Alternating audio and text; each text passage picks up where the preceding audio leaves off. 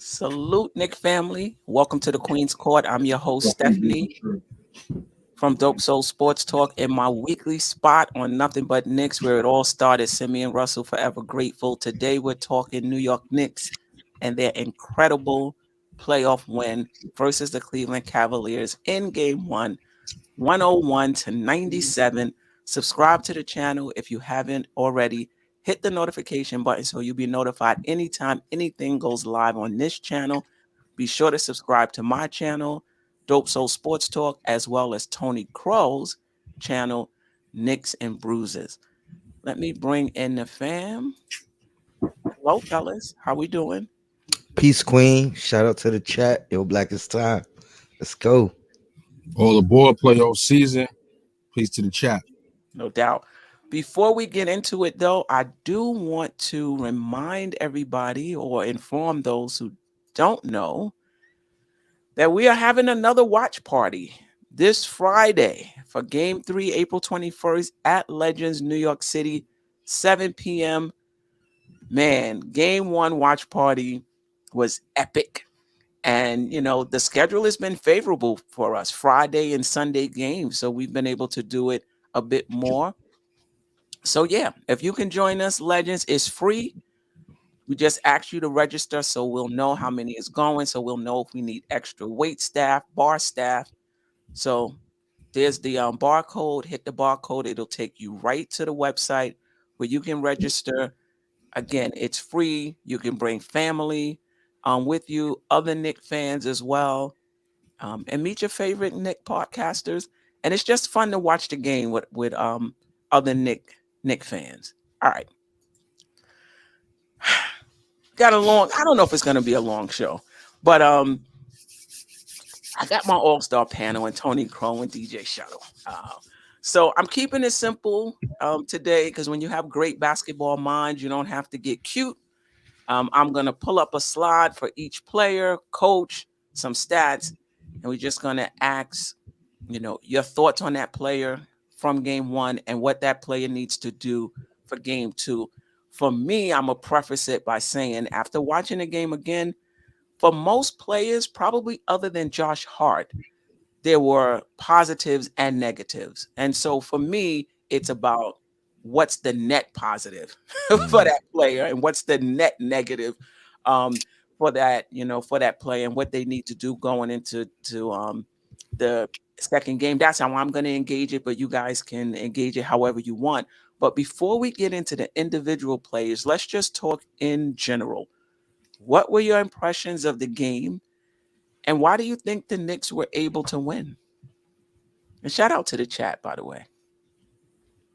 Well, I'll say why we won. I'll start there. I think it was the bench, and I think it was the rebounding. I think it was the same things that carried us throughout the year. You know what I mean? I guess you can include, relatively low turnovers. I think we had 13. Mm-hmm. That's right about what we've averaged as well. Right. So we played like who we were all year, and that was enough. You know what I mean? And that says a lot. You know, getting that win without unnecessary elevated effort from anyone. Okay. All right. What was the first part of your question? I think just your impressions of the game. You may have covered it in your answer, but if not, I'll say we stole one because because of that. You know what I mean? Like nobody had any superb playoff effort. You know what I mean? If anything, maybe Hart because this was his first playoff game ever. So that's a superb first playoff game. But other than that, like nobody played out of their mind. So yeah, I'll say we stole one. And you could argue Donovan. I mean, I don't know what he's averaged, but I'm sure it's not 38. It's probably not his playoff average, but he elevated himself a little bit on that side, and we still got the win. Yeah, but Donovan Mitchell was a top 10 scorer in playoff history. So, Yeah. I mean, for people that just think like, you know, for me, like he's had series where he's averaged 30 and he's done it several times. So to me, 38 is kind of almost Regular. That's what I'm saying. yeah, it's another night at the office. And that actually is the type of player that I think many Knicks fans are looking for. Don't want to talk about him necessarily, but that's what you're looking for. A player that when the playoffs come, when you know he's going to get the ball, when you know you need a basket, when you know the guy needs 30, 40 points, they deliver. And he's proven to be that in the playoffs, regardless of what people want to say he has not accomplished. But as far as the game, though, I think the tone setter was the Knicks' aggressiveness on defense Yeah. out the gate. I mean, seeing Randle like really ball up on defense, I was really impressed. I want to say damn near shocked. And I'm not saying he played a phenomenal defensive game, but he came out with a certain type of tone with how he was matching up on defense. Even though he was doing a little too much with his double teams and try to sneak in and grab steals, he set a tone. RJ was playing aggressively on defense, and I think that aggressiveness and just kind of to Darius Garland's point, you know, they got punched in the mouth, and I think that's what was the difference in the game Right. was truly was the aggressiveness and the assertiveness just overall of the team. It's like, you know what? It was like a 90s style game. It was like 90s Knicks out there. And I was feeling real bullish. And so yeah, so that's what I think won the game. And it'll be great to see Cleveland maybe try to do something that they don't do, come back and be more aggressive this game, get them out of their game, trying to do something that they don't really do. And you know, and use their aggressiveness against them in game two. And for all those that again that wanted Coach Thibodeau fired, that is classic Coach Thibodeau. And you won that game because of the coach's assertive, aggressive personality and the way he coaches and the way he demands that kind of work ethic out of his players. And guys that don't have that either are not playing or they're not here anymore. I mean, I think both of y'all hit it right on the head. And I don't think, even listening to the show I did myself, listening to other content creators, I don't think we talk about the Knicks defense enough in game one. The Knicks held them under 100 points and the aggressiveness was there. I mean, the Knicks were the 19th ranked defense on the season. It did not look like that in game one. We were up into them. They felt us. The physicality was definitely on display. The Knicks punched them in the mouth. I mean, I don't think you could say anything else about it. They couldn't match our physicality. We killed them on the boards. And I think one of the key things is when there's no surprises. We talk about this. There was no secrets in this game. We knew what they was going to do. They knew what we were going to do. And they still couldn't stop us as far as our offensive rebounding and second chance points. And Tom Thibodeau, not switching on that high pick and roll because we would have got killed. How he worked those rotations, bringing Obi in, earlier. So, Randle can get a breath being, he hadn't played in over 2 weeks. And then also in the second half, not going with Quickley, who didn't play well. Obviously, he had to go with him in the first half. Brunson was in foul trouble. But in that second half, he played like 4 minutes. It's like the margins are slim. If you're not doing it, I'm not going to just do what we usually do. I'm every game is going to be different in the playoffs. This is what we need to do in this game. Just give me 1 second if you guys can just. And a lot of people said Coach Tibbs just has a set rotation. He always just does the same thing. And nah, that's not really what it is. Yeah, we talked about it earlier as far as whether it was Tibbs making an adjustment or just Randle needing the rest because of his him not playing 5 games, but that early substitution and then Randle getting those minutes with Brunson with the rest of the second unit, in the second quarter, and in the second half as well, he went with that same lineup. I think that was critical as well, which we never seen, or at least not much of. Randle, Brunson, Hart, Quick, and not Obi, And Hart. and Hart. So yeah, but still, the coach has to put Obi in there though. Just because Randle didn't play for a couple of weeks doesn't necessarily mean the coach is going to sub him out early. no, but he subbed him in. He subbed Obi in early, which was great. My point is though, just because Randle's been out a few weeks doesn't necessarily mean the coach is going to absolutely do that. And if you polled the Tibbs haters and the Randle haters and the Obi supporters, those 3 people all being aligned, they would have said, no, the coach is not going to put him in early if you would have asked before the game started. So, you still have to give the coach credit for that. And it worked out great. Now, the blessing is Obi, while he didn't do anything phenomenal, he wasn't awful. So you could maybe keep that same early entry game 2. We already up 1 game, pace Randle, but we see how it goes. I think you make a good point. See how it goes. Because like you hear people saying, oh, I want Tibbs to do the exact same thing next game. I don't. I want him to have the same philosophy in terms of flexibility, in terms of what is this particular game calling for. But I don't want him to go in with a set plan. Oh, at the 5-minute mark, I'm bringing in Obi Toppin no matter what's going on. Randle is not going to play more than 33 minutes no matter what's going on. The playoffs is different. It changes from game to game. We don't know if Hart is going to play, and we'll talk about that. But even if he did, who's to say he has the game that he had? You know what I mean? Mm-hmm. He may, obviously he's going to always give us the intangibles. But in terms of the stat sheet, he may not come through like that again in the series.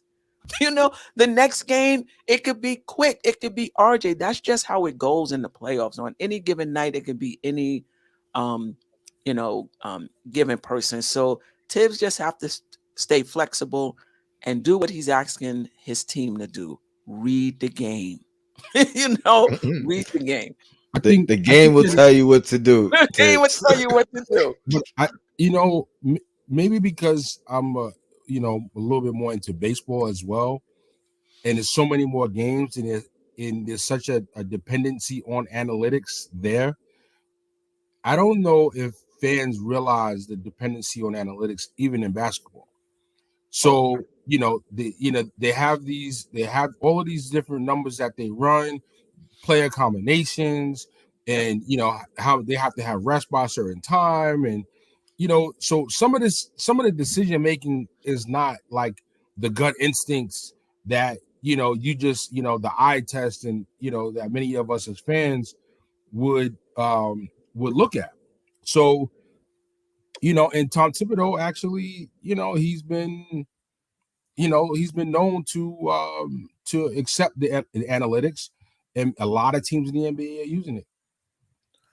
Yeah, no, well, he talks about it, and he doesn't just run it from the games. He also runs it by practice as well. The groups that play together in practice, and he'll say we ran that, we've ran that combination of players in practice, particularly when he was talking about the Obi Randle pairing, and it didn't look that great. So he doesn't just, do it on the games. Now, that could have just been because it was early in the season and it just wasn't a lot of, games for him to run the stats on. But let's move on to Josh Hart. I thought he was questionable, but now it says he's doubtful. Yep. He's doubtful for game 2, so he may not play. Are you shortening the rotation? Are you giving those minutes to McBride? Or as somebody mentioned in the chat, are you giving those minutes to Evan Fournier? And I will preface it by saying, I don't think it's going to be a lot of minutes. Like, I don't think whoever it is going to get Josh Hart's minutes, which is like 30 minutes. I think, those other players who are already in the rotation will get more minutes, but there'll be a few minutes left for whoever he brings in. But let me get to this super chat. Jack City, really nice meeting you at the watch party. Steph, take your time and put money where? I'm not sure I understand that, but okay. I think he's saying put that money where your mouth is. I don't know. Okay. In reference to what. Okay, all right.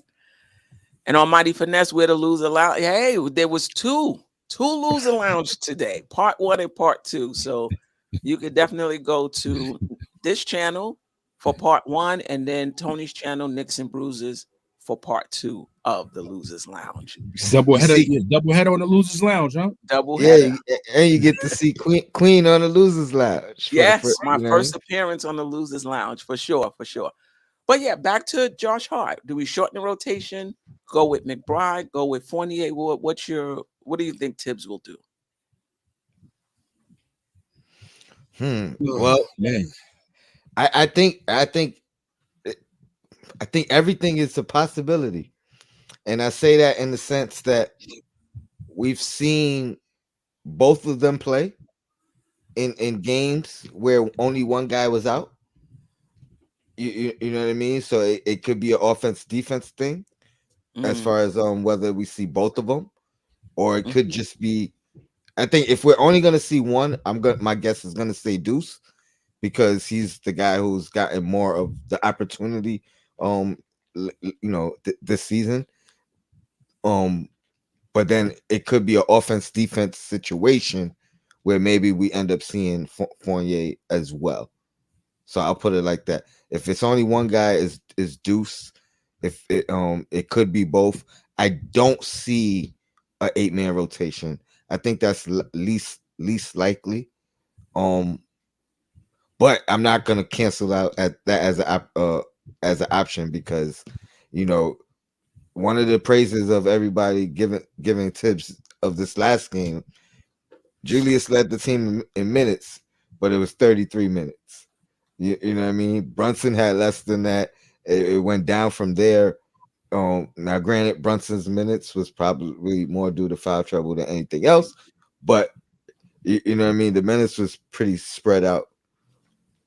So I can't. I mean, I say that to say it could be 8, and everybody's minutes increase, but I think we're gonna need the defense of Deuce at some point. Right. I don't know. Yeah, it's hard to imagine an 8-man rotation up 1-0 and on the road. If it was a closeout game, then I might crank the percentages up a little bit more.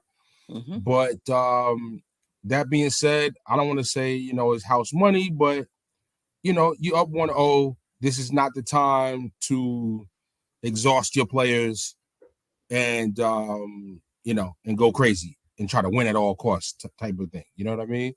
I wouldn't. You know what I mean? And I don't think the coach is going to do that. I think the player more likely to get minutes that hasn't been playing in the immediate rotation is definitely Fournier. You already got Brunson and Quickley and Grimes and RJ Barrett. I just with RJ needing some minutes out, maybe Grimes plays some at the small forward and you get Brunson and Quickley in there together. I can see some minutes like that, but again, I think the coach is gonna just feel it out, but I would expect Fournier to get minutes, from the bench. Before Deuce? Yeah, definitely. Interesting. Yeah. Yeah. Shout out to, I hope I get this right. Treasure the Music 876. I agree. It's close to a closeout game for them. For the Cavs. For the Cavs, it's close to a closeout game for them. You do not want to go down 0-2 at home and then have to play your next two on the road. To At your the point, Garden. DJ Shuttle, at the Garden, where we gonna be in there in game 4. To your point, I was also thinking Fournier, because he has the experience. I don't know what his shot is gonna be like, but he has the experience, and I just feel like we already got a lot of young guys playing in the series where we don't know, what we're gonna get. And with Fournier, we don't know what we're gonna get either. But I just think he's been in these types of games before, including internationally. So I don't think he's going to be rattled is such a strong word. I just don't think it won't be overwhelming. It won't be he'll overwhelming. be able to handle it. That, He'll be able that to makes handle. sense. He'll be able to handle it. Now, the issue with Fournier is we already hiding Brunson, so he'll probably be in with the second team.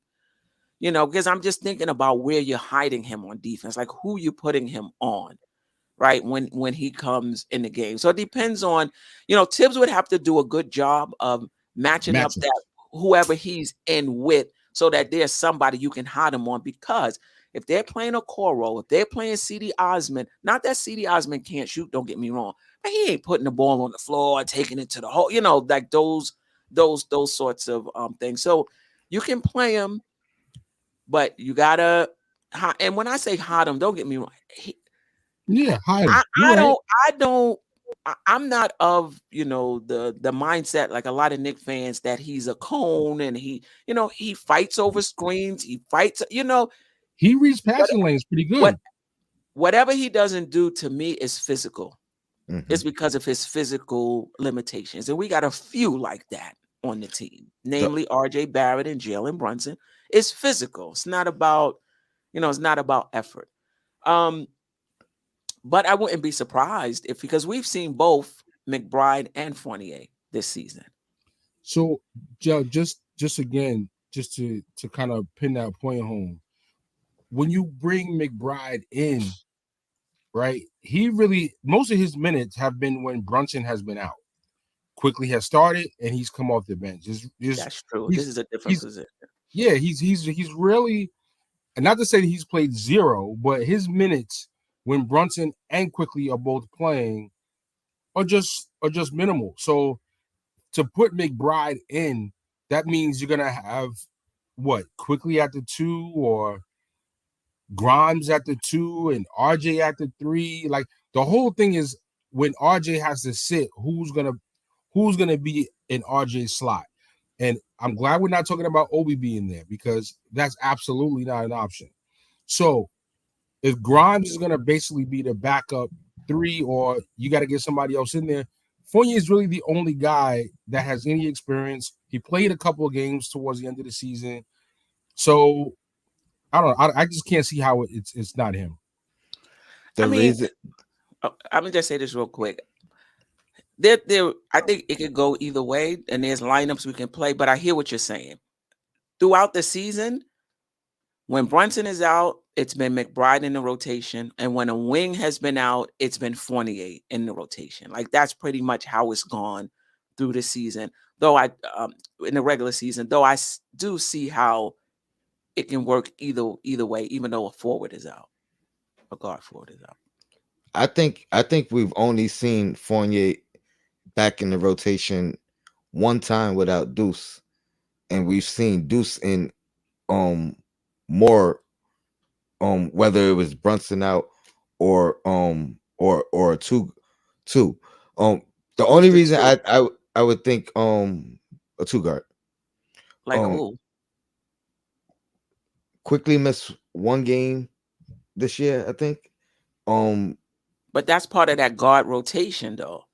It's Quickley, Brunson, Quick, If any one of those out, McBride moves into the rotation. When RJ was out, it was Fournier who moved into the With rotation. without McBride playing, that's what I'm saying. I don't ever recall Fournier being put back into the rotation and Deuce not playing. There's only a 9-man rotation. So unless two people were out, You saying then only one person came in? Okay, only one, yeah, okay. because it's a 9-man I'll rotation. have to go back and look. But Yeah, yeah, yeah. I'm Like saying when I don't RJ was recall. out, unless Brunson was also out or Quick was also out, I would have to look. That's what I'm it was a saying. 9-man rotation. He And never went back to 10. there were a few games though when Brunson and RJ were both out. So That's what I'm saying. So maybe that was the case. I would have to look. But the only reason I see Deuce as an option is because if we're looking for someone to pick up the slack where we're losing with Hart out, In terms I, of playing Donovan Mitchell. hustle play, yeah, stuff like as that. far as it, like what we get from Hart, you know what I mean? I think he could replace that more with Deuce being inserted than he would with Fournier getting inserted. Fournier getting inserted. Now we're asking a lot more from everybody, including, you know what I mean, including Fournier, as opposed to Deuce can kind of fill in some holes, and I think the rest of the guys could just kind of pick up that scoring slack. How about RJ? How about RJ quickly, manage some of the hustle plays? How about they Listen, handle that? no, even if Fournier or McBride plays, they're not getting a lot of minutes. I would be Yeah, shocked if they get more than Right. 12 minutes. 12 minutes. Yep. Yep. And I think somebody mentioned that in the chat, whoever it was, shout out to you. I don't see them getting a lot of minutes. I think, more those minutes are going to be divvied out to other players in the rotation. But yeah, it's 7 to 10 minutes, probably tops. Yeah. Yeah. How do I mean it's it's obvious, but I'll ask it anyway. How does that impact us if he can't go? Yeah, I mean it's the hardest. It's the heart of the team. If you ask me, that's the heart of the team. So, it allows another player an opportunity to step up. To me, this is like RJ. This is your opportunity. I'll say more than allows it requires. Like it's if you want to win the game. Yeah, it's kind of like it don't allow them. We need them to. They like it obligates them. We need more from everybody to like everybody got to pick up the slack. Are we surprised that? I mean, listen, we knew Josh Hart was going to be a factor coming into the playoffs, right? But I think most of us saw him as one of many, right? Grimes, you got RJ, hopefully you got Quick, you got Hartenstein, you got Josh. He was just going to continue to do what he did in the regular season.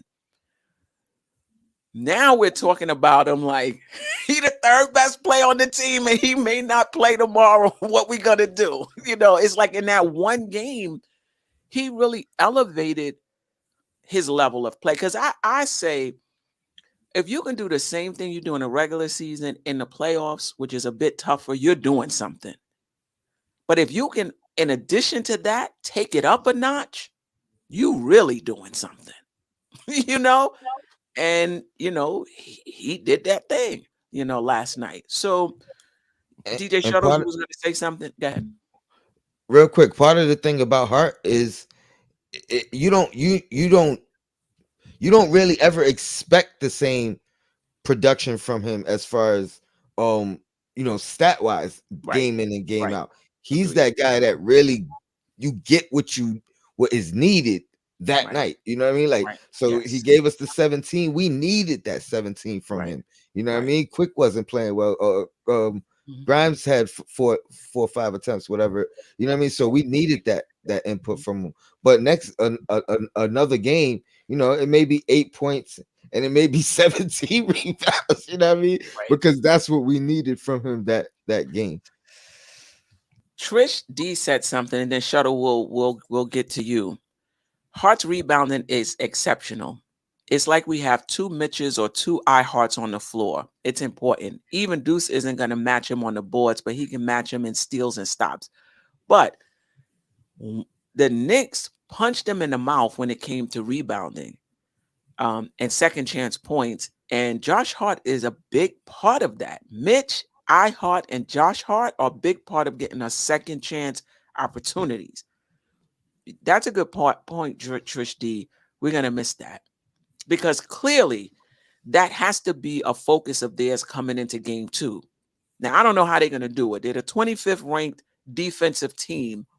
25th ranked defensive rebounding team for the whole regular season, but somehow they're going to figure out a way to get more rebounds. Josh Hart not being there helps them in that regard.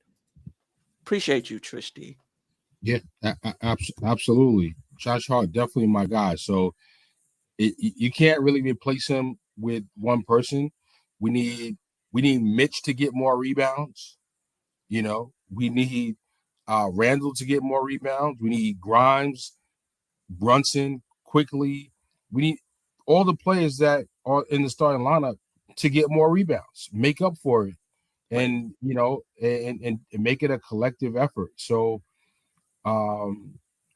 one player is not going to replace what Hart does. And even though I wouldn't disagree with the fact McBride brings the stops and the steal component to the game, it's not so much trying to replace exactly what Hart does. It's replacing what we lose when RJ comes out of the game. It's not like we're missing Quickley or Brunson and we need somebody to stop the dribble penetration getting into the lane. That's not what we're not going to be missing that at the small forward position. We need somebody that's going to get rebounds and somebody that's going to play some decent defense, maybe make a few baskets, some 3-point shots, things like that. So, we'll see where the coach goes, but I'm going to stand firm. I think it's going to be Fournier. Okay. All right. Anything else before we get into the individual players and just kind of talking about their performance in game 1 and what we need from them or want from them in game 2? Nope. All right. Let's get to it. Julius Randle, 34 minutes, 19 points, 10 rebounds, 4 assists, 2 steals, 5 turnovers, 35% from the field, 30% from 3, 50% from the free throw line. Much better in the first half. Obviously, I think he had 16 of those 19 points. And in the second half, 1 of 7, along with RJ Barrett. But talk to me about what you saw from Julius Randle in game 1 and what we need from him and what you think he can give us in game 2. Well, I just want to give him credit where credit is due because, when you look at the numbers and, it doesn't look great, right? It's not like he had a superb performance, but what he did do is carry us when we needed him to. When Brunson was out the game with 3 fouls, that's first half, that's 16 points. We needed all 16 of them. So credit him for that. 2, I mean, he could have been playing off adrenaline at that particular time. But he also could have cracked under the pressure. You know what I mean? He could have had flashbacks of 2 years ago. It said Brunson's not on the floor and crumbled. He didn't do that. So again, credit him for that. Plus, coming off 5 game absence, you know what I mean? I'm sure that was some rust involved in that performance. So I'm just looking for a little bit more efficiency. Just a little bit more in each area, like a little bit more efficiency from 3, maybe 2 more rebounds, you know what I mean? A little bit more of a more complete game. So both halves, you know what I mean? Things like that. I'm still not expecting that great breakout performance yet. You know what I mean? Maybe we get that at the Garden, but he's still knocking off some rust. So, credit him for what he did rather than judging him for what he didn't do. So I think Randle, as I mentioned earlier, set the tone with some aggressive play on defense. I like him to not conserve his energy, which is what I think he does a lot in the regular season, and that's why his defense is not more assertive. Listen, bro, it's the playoffs. Expend your energy. We're gonna get Obi in for a couple more minutes in these games, and this guy you playing against, Mobley, is a very valid defender. Look for the assist. Look to sometimes just get him out of the way to clear space for your teammates. And we gotta look for Randle to help make sure that players like Grimes and RJ get involved a little bit more this game coming up.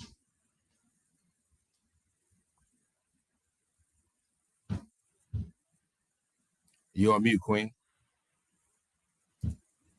Yeah, sorry about that. Sharon was telling me to watch the game again for Randle's turnovers. So, you can go to NBA.com, go to the box score.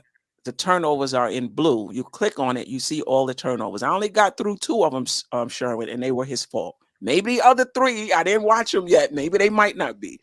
But listen, I thought Randle, it was in my opinion, a yeoman's game from him. I'm not even looking at the efficiency.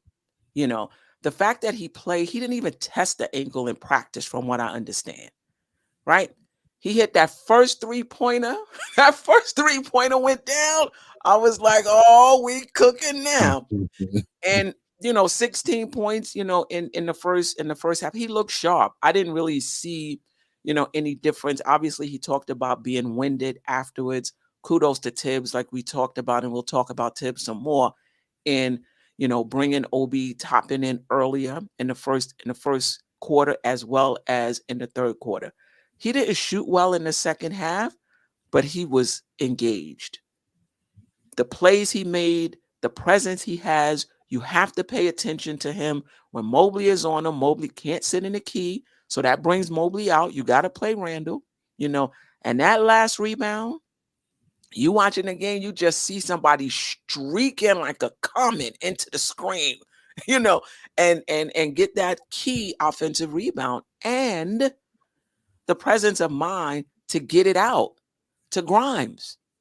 Let's run this clock out. I'm not gonna just keep it and have them foul me. No, let's get it out and see if we can run some seconds off the clock.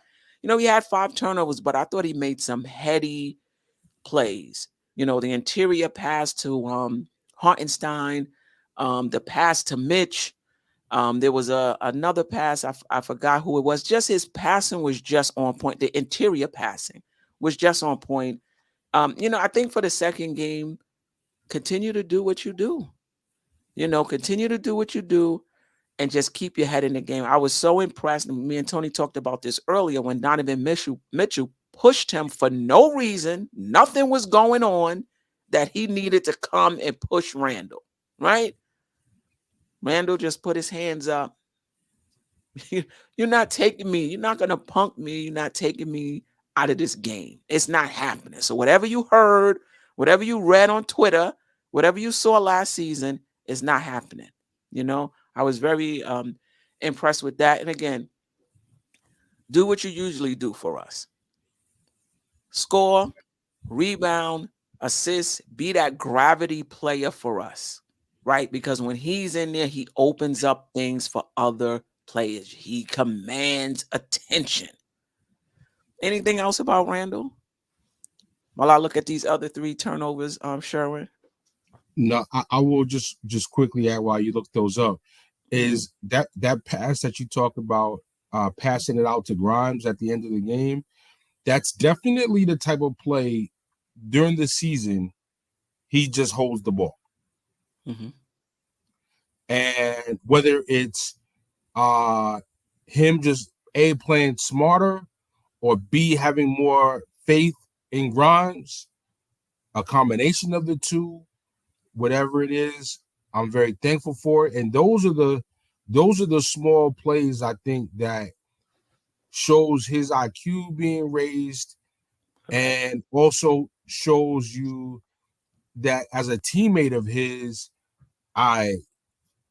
he's having faith in me, he's trusting me, he's getting me the ball in this type of key moment. And I got to tell you, of all the people that was out there that could shoot a foul shot, if he wasn't one, Grimes is probably no lower than number 2 of people I'd like to shoot. Randle definitely at the bottom of that list. So, he needed to give it up because his free throws in the clutch is a little shaky. Yeah, I don't have the numbers on that, but from the eye test, they've been both. I've seen them hit down too, both of them in the clutch, and I've also seen him, miss one or two. Shout out to 007 Angelo. Appreciate the super chat. Mobley is a toothpick. Julius manhandled her. Julius gave him the business. That you could be as skilled as you want. If somebody is more physical to you than you don't even get to the skill level part. You know what I mean? Because they just manhandling you, And that's what Julius Randle did. All right. Let's talk about Jalen Brunson. 30 minutes. He only played 9 minutes in the first half.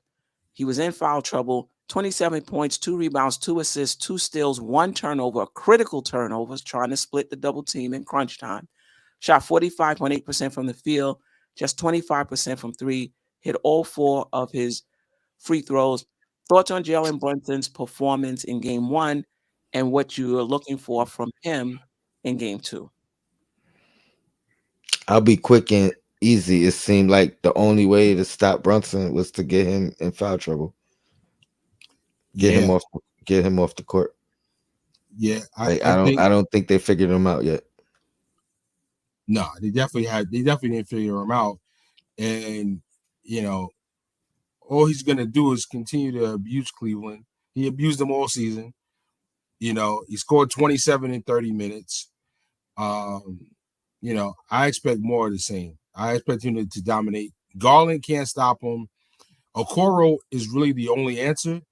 And that I know we're gonna talk about RJ, but to pivot a little, Brunson should be able to dominate Garland or Mitchell.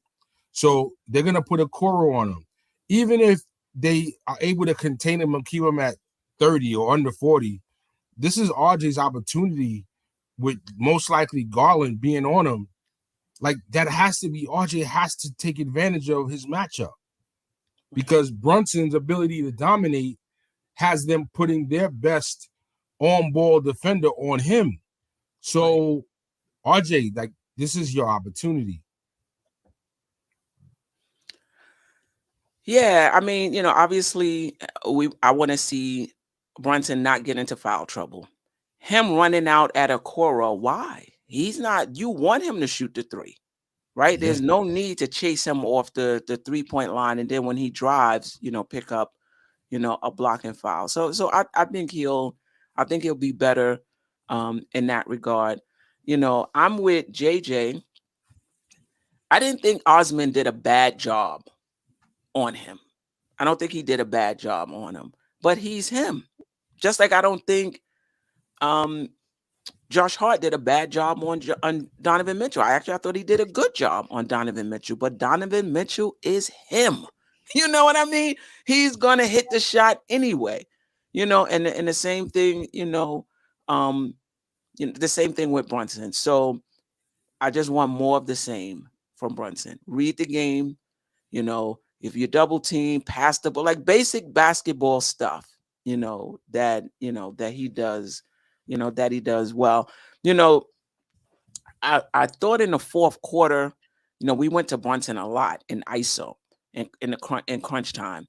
And I was like, you know what, maybe, maybe we shouldn't have did that. Maybe we should have spread it around. But then when I looked at who was on the floor with him, Randle was 1 for 5 in the second half. RJ Barrett was 0 for 4 in that second half. Hartenstein, I'm not passing the ball to, it was like, this is what it was in the crunch time. And you could pass it around all you want. At the end of the day, it's coming right back to Brunson. You know what I mean?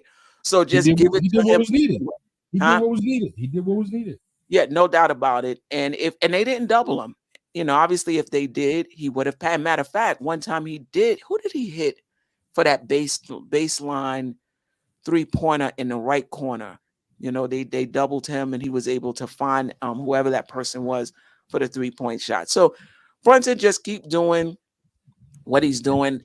Okoro, I downloaded it, but I didn't get a chance to upload it into StreamYard. Okoro was talking about, you know, Brunson's antics and how he goes to the refs to let the refs know about Brunson's antics. And the reporter was like, what antics? Oh, how he throws his head back and acts like he's, you know, getting hit and acting like there's so much physicality. So I'm just letting the officials, first of all, you focusing on the wrong thing.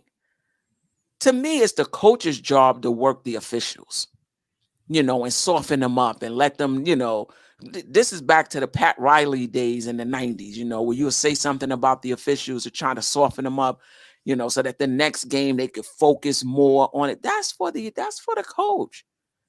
To me, you talking scared. I'm going to the officials to let him know, you know, what he's doing. Listen, work on that jump shot, work on that defense, you know, work on your physicality. That's what you need to be worried about. Anyway, anything else on Brunson? No. All right. Well, Josh Hart, we already know what it is. 33 minutes, 17 points, 10 rebounds, 2 assists, 1 steals, 2 turnover, 72.7% from the field, 80% from the 3-point line. None bigger than the 3-point shot he took with the shot clock, you know, running down with, I don't know, it was like a little over 2 minutes, a little less than 2 minutes. Didn't get to the line last night. Thoughts on Josh Hart? I mean, it came out and gave us Mitchell Robinson field goal percentage numbers. Like in his first playoff game. I mean, it's nothing bad you could say, man. He like game ball goes to him. Like I like what you said, game MVP. I agree. Nah, Hart is my guy. So I mean, he's stat stuffed, and no pun intended. He's the heart of the team. Period. And he will be missed, but players will need to step up, and hopefully it's not more than 1 or 2 games he's out. Yeah. It's just so interesting, like we talked about earlier, just how that one game and us seeing the impact he can have. And obviously we saw the impact he had during the season as well. Do you think it changes the complexion of the series if he misses 2 games, 3 games, 5 games? I don't know how bad the ankle sprain is if it's on Randle's level. It doesn't make us incapable of winning, but it definitely lowers the chance. We need more from others, no question about it. But I mean, we've seen, whether you want to look at it as a record wise since he got here, or you want to look to the eye test and how the team has played since he's got here, however you want to break it down and look at it, he's been a valuable piece and has made an immediate impact game in and game out. So he will be missed. Yeah, it's not only just his aggressiveness, rebounding, and defense, but it's also his willingness to give up the ball, share the ball, get the rebound, and pass it up court quickly. You know, that was an area that was lacking very much on the team. You know, and like this guy just came in, and then all of a sudden you see the ball flying around, not only from him but other players on the team. So my hope is that him not playing that we don't fall off too dramatically with ball movement and pushing the ball up court and pushing the pace and those kind of things, because like it's hard to even quantify that, because there's really not a lot of stats that shows, right, unless you were looking at pace, right. But yeah, I mean, we're gonna need the entire backcourt and wing players to all chip in, moving the ball and sharing. But I think, and this is to the point when people were talking about McBride coming in, who's gonna get dirty? Because that's what McBride too. That's what Josh Hart brings. He can hit shots. You know what I mean? He can go coast to coast. He can score. He can rebound, but he gets dirty. He gets gritty.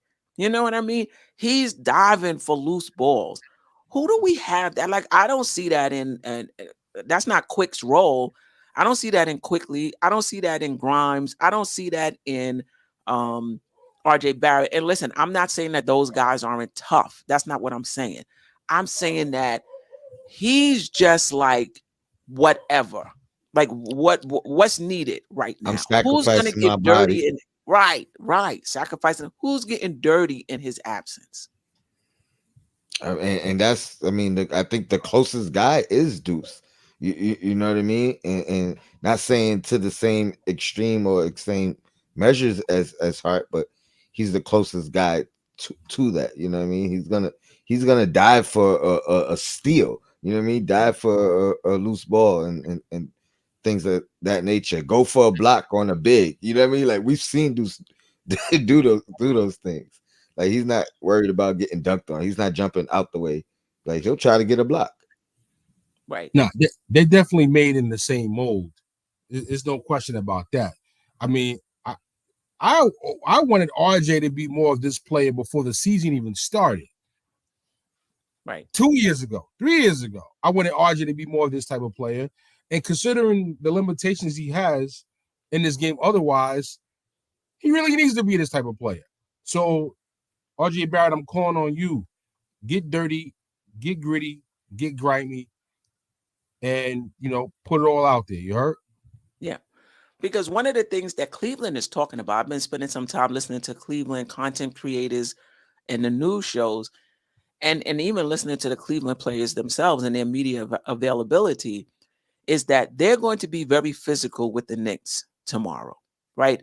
You heard Garland say, they punched us in the mouth and we just took it, but basically when they punch us in the mouth, we're going to punch them right back, and that's fine. I'm not really worried about the Knicks toughness and them being physical with the Knicks. The Knicks play like that, so I'm not worried about it. But from the sense that I get is the energy, the effort, the going all out is going to be there on their part. Who's getting dirty for us? It remains to be seen. I just want to shout out some people. A-Train, I appreciate you for stopping by. Keith Turner, I was trying to find his when he said, "What's up, Steph?" I appreciate you as well. And Trish D again, Shuttle's right in this regard. I think Josh Hart's arrival on his team has caused everyone's game to elevate, and they probably didn't even realize it. Sometimes you think you're playing on another level until somebody else comes. You be like, oh, okay. That's the next level, And we've seen it be contagious when he does a play like that. Now you see somebody else jumping on the floor, you know, because he just did it 2 plays ago. You know what I mean? Now you see people step up. So it definitely affects them in real time just as much. You know what I mean? Like, right. It's contagious. No doubt. Treasure the Music 876. I hope I got that right. Don't count him out for tomorrow. He's a dog. Listen, if he doesn't go, he could not go. That was the same thing with Randle, right? When they said Randle was going to miss, games, we knew right off the back he could not go. And obviously, if he is able to play, just give us what you've always been giving us, whatever we need at that particular point in time. Continue the good defense on Donovan Mitchell, and just make it harder. Make it harder for him. Because Donovan Mitchell was able to get to the basket and get some layups. But for the most part, I think we made him a jump shooter. And I think we have to continue to do that. All right, Obi Toppin, 14 minutes, 9 points, 4 rebounds, 1 assist, 1 turnover shot, hit 3 or 4 from the field, 1 or 2 from the 3-point line, hit both free throw shots. Thoughts on Obi Toppin and the minutes he played? I thought he played more than 14 minutes. I was surprised when I saw it was only 14. That's how impactful it seemed to me in the moment after the game. Just thoughts on Obi Toppin's play last game, and your expectations in game 2. Great minutes. Great minutes. I don't care where he gets moving forward or whatever. This is how I want him to play in the minutes that he gets. Be productive, be efficient. You know what I mean, and impact the game while you're on the floor. And that's all I could really ask for from him. And I got no negativity for Obi. He did his thing. Yeah, I agree. People have been saying sit Randle more minutes, play Obi more minutes, and I'm like, no. Obi has to be more productive with the minutes that he gets. I'll just quickly sidebar. Yo, you in a DJ lineup with 2-3 other DJs, and I come on at 2 in the morning, 1:30 in the morning. Yo, there's no time to start like it's 10 o'clock, 11 o'clock in the party. You got to come on clicking. You understand what I'm saying? You're only going to be on for an hour, 90 minutes. So there is no warm-up. You got to get in and you got to get clicking from the first record. And that's what Obi has to do. Like, forget about playing 18, 20 minutes a game. Yo, you're going to get 12, 14, maybe 15 minutes a game. Get in there, get 9.4 rebounds, shoot 75% from the field. Yo, we're going to take that. Now, when Randle is either hurt or he's tired, he's got foul trouble, we're more confident in the minutes that we have to give you. Great game, Obi. If you do this every game in the playoffs, we're in great shape. Yeah. I will say this, watching the game the second time, he's not going to be able to guard Mobley. Nah. So I think that's a concern. Watching the game the second time, you saw Mobley just getting in the key and doing his thing. So I mean, I'm not sure if Mobley hit those shots. I'll have to go back and watch him, but he definitely was able to get into the key. But to your point, the same thing I felt with Obi Toppin. He got us some fast break points. Points at a premium. You need that, in the playoff game. He gave us that. That 3-pointer he hit, that might have been the shot I was talking about when Jalen Brunson drove in the key or split whatever he did, and he got the ball to Obi Toppin, and Obi Toppin hit that big 3-pointer. And I think that another thing that showed me, now, all of his points were in the second half. And so that was the other thing about the Knicks meeting the challenge, in the second half when RJ and Randle weren't playing well. Brunson came in with his 21 points. Hart, I think Brunson and Hart had 16 of our 23rd or 24 fourth quarter points, and Obi Toppin had all 9 of his points in the second half. So just players just stepping up, in the third quarter too, right? Because I said in the third quarter at that, because didn't Randle play the whole fourth? Oh, right. So Exactly. All of them in the third quarter. That's right. Exactly. Yes.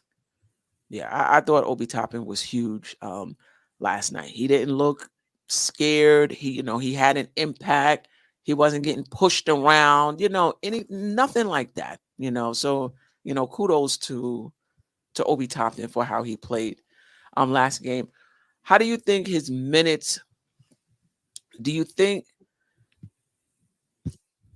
it's the same thing as far as minutes game 2? No, especially with Hart, with Hart potentially out.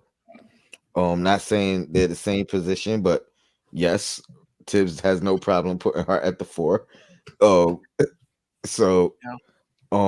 But I say with Hart out, I think Randle actually get minutes increase. I think 33 probably jumps up to 35 You know what I mean, and maybe even back to 38 once as the series goes on, and Randall is closer to 100%.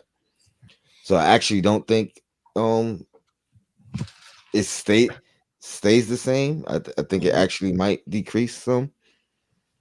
Not wishing for it, but With that's Hart out, you think because you think Randall's going to play more minutes? Yeah, and we don't play Obi at the three. You have thoughts? I've heard some people talk about Obi, at the three. I was starting to think just maybe because people were saying, well, RJ doesn't depth. play good defense at the three, but when I saw RJ on Garland, I'm not saying he was superb. I just don't think Obi would have been able to do that. And then when I saw um, Mobley get past him, I just don't think you can play him at the three defensively in this series. Good point. This series, I Yeah. see that. In I this will series. say this though, RJ always defends smaller guards better to me than traditional threes. You know what I mean, or wing guys, and so I think that was part of the reason we see him play good defense on Garland, and we seen him play good defense on Mitchell. Uh, game one. Keith Turner, I'm with you. Why gotta be Josh Hart that's out? It's always something with us. It's just bad luck. I felt that. I don't know if that's how you were saying it, but that's how I felt it. Like, why? Why does it have to be Josh Hart? After 17 and 10, Mm. let me tell you, the way he played, it raised our ceiling. It raised at least our expectation. Like, oh, we got Josh Hart playing like that. Yeah, Keith Turner. Yeah, I, yeah. I do want to point out and agree with the chat. Old head. Shout out to Old head. I was just about to get to the OB at the three right before you mentioned it. I was gonna come in on that. Um Okoro is not the type of offensive threat that you have to be superbly concerned about. And like if there's any players that you got to throw Obi out there against for only a couple of minutes in the game, maybe you want to go with that versus going with Fournier or going with McBride and Grimes at the three. I don't love Obi at small forward, but if you're telling me he's going against a Coro, I'm not as concerned as I might typically be.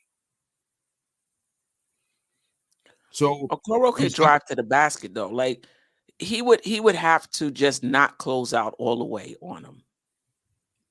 Give him the three. let him shoot from deep. Right. Stay in Yeah. front of him. Yeah. And Thibodeau's a good coach. And hopefully Obi listens if they give him that shot. I'm not calling for it. I'm not banking on it. But Right. if it happens, I can't say I would be shocked. Right. All right. All right. Salute So Obi Toppin. let's go, Obi. All right, Robinstein.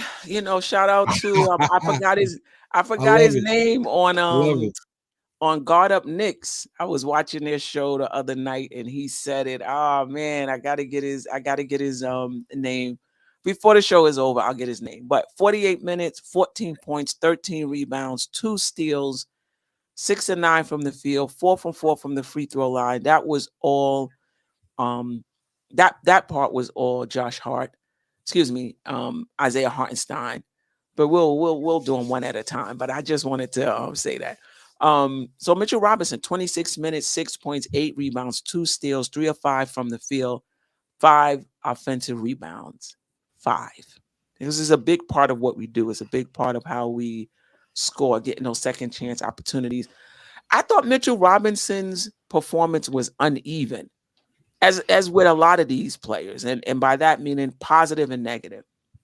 I thought early he gave up 2 defensive rebounds in the first half, one to Mobley, and I believe another one to Jared Allen. Might have been in the second half, but it's key for us not to give up offensive rebounds for him. I think he got a few dunks that, that he missed, and what have you. However, I thought he was a net positive. I think the positives outweighed, the negatives with the offensive rebounding. I think he had here it is, three, must have been dunks. I remember two of them, um, two of them specifically, and just, anchoring the defense. So I think he'll be even better, in game two. I need him to rebound better in terms of because they're basically what they're trying to do is limit our second chance opportunities. So I need Mitchell on those offensive boards as he usually is, but also on the defensive boards as well, particularly if Josh Hart can't go, because he's a big rebounder for us. He had 10, 5 offensive, 5 defensive, right?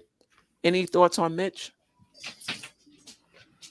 Thought he had some playoff jitters early. I thought he played much better in the second half than in the first half. But I thought his presence alone, he's learning how to affect the game, even without coming up with a block, which he had none, or affect the game without necessarily getting the rebound every time. So what I would like to see potentially, if they're focusing on him and him not getting the ball, start doing what Hartenstein does and tap it out. You know what I mean, and tap it to one of our guys. Mitch seems to only tap to himself, which is not a bad thing, but a lot of times if it's either tap to himself or tap out of bounds. So I like to see him try that a little bit. But overall, man, I think he's only going to get better. I think this was like, if you're just looking at the box scores or whatever, it's like it's one of his bad games. But when you really watch it, he impacted the game. Yeah, and no doubt. And something just for context. Appreciate you, Jeffrey Clafter, always rocking with us. He settled in after the half, first ever playoff game. So yeah, this was Mitchell Robinson's first ever playoff game. This was Josh Hart's first ever playoff game, and there was someone else. Grimes, first ever playoff game. And Hartenstein. No, he Hartenstein play in. He played in the play-in, not the playoffs. But postseason play though. I'm just okay. Yeah, technically you're right. And even when he did play, from what I understand, he didn't get a lot of minutes.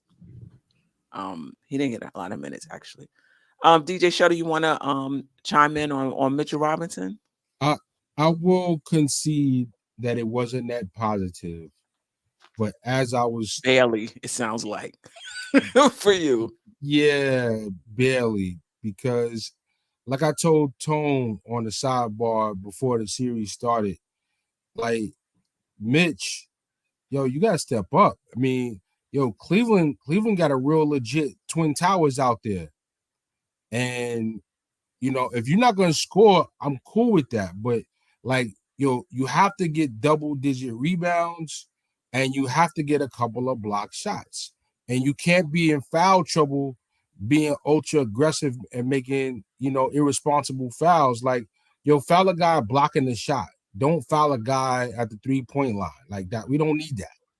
You know what I mean? So stay in the game, make good hard fouls at the basket, give me double-digit rebounds, and give me a couple of blocks. I need 2 blocks.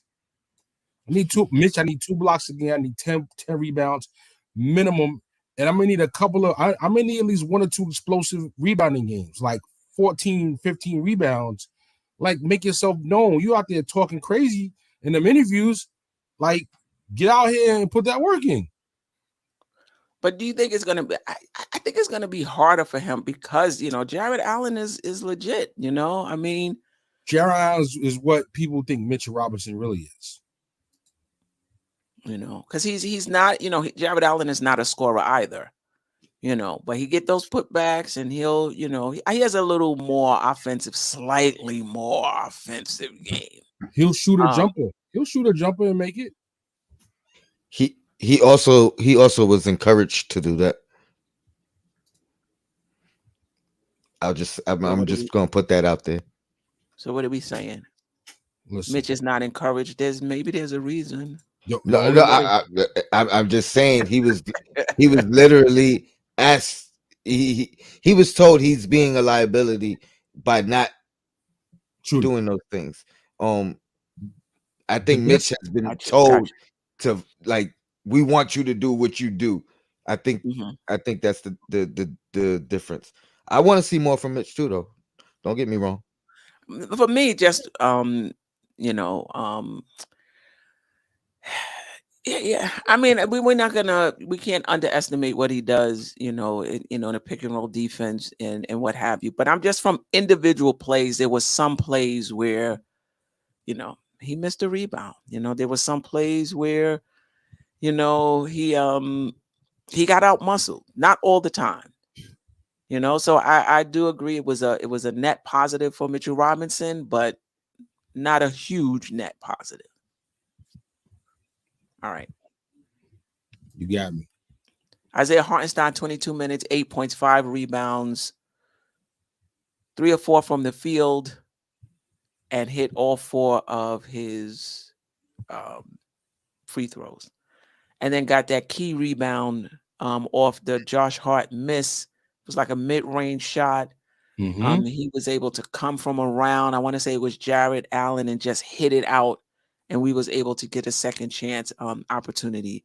That was huge for us. I think he came into the game with like 2 minutes left or something like that, maybe a little over 2 minutes left. Him and Grimes replaced RJ Barrett and Mitchell Robinson. That was another key substitution as well, because I thought RJ Barrett at that point had became a net negative. Like, he was doing some good things and some not so good things, but down that fourth quarter offensively, I thought RJ Barrett was unraveling. His floor game was unraveling a little bit. I thought that was a good substitution. Thoughts on iHeart? iHeart's my guy. So, you know, he didn't do anything spectacular, but I did like that play, that tap back. That was extremely critical at that junction in the game. I mean, he was steady, no real negative plays. You know what I mean? It's like, yo, why'd you do that? Or I can't believe he did that. Like, he didn't really do anything negative. So while he wasn't spectacular, to me, he was a clear net positive. He shot a good percentage from the field, no turnovers, no bonehead plays. Defense could have maybe been a little bit, stronger, but it wasn't weak. So, I think as long as he's steady where he was in the next coming game, I think we'll be good.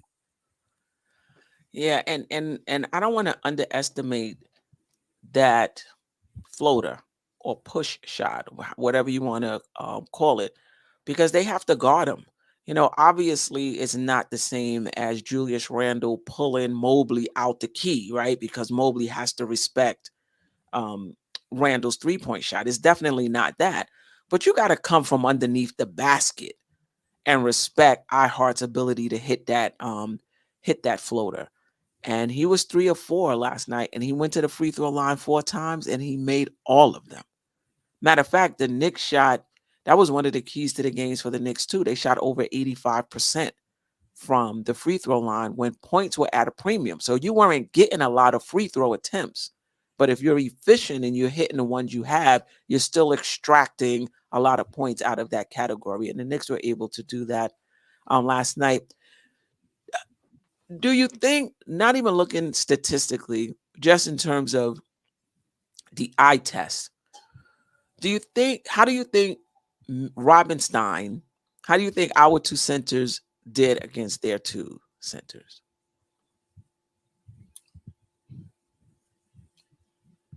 They held their own. They put a respectful effort. They put a respect, like if the first game is the floor and they can improve on that, I think we're in good shape.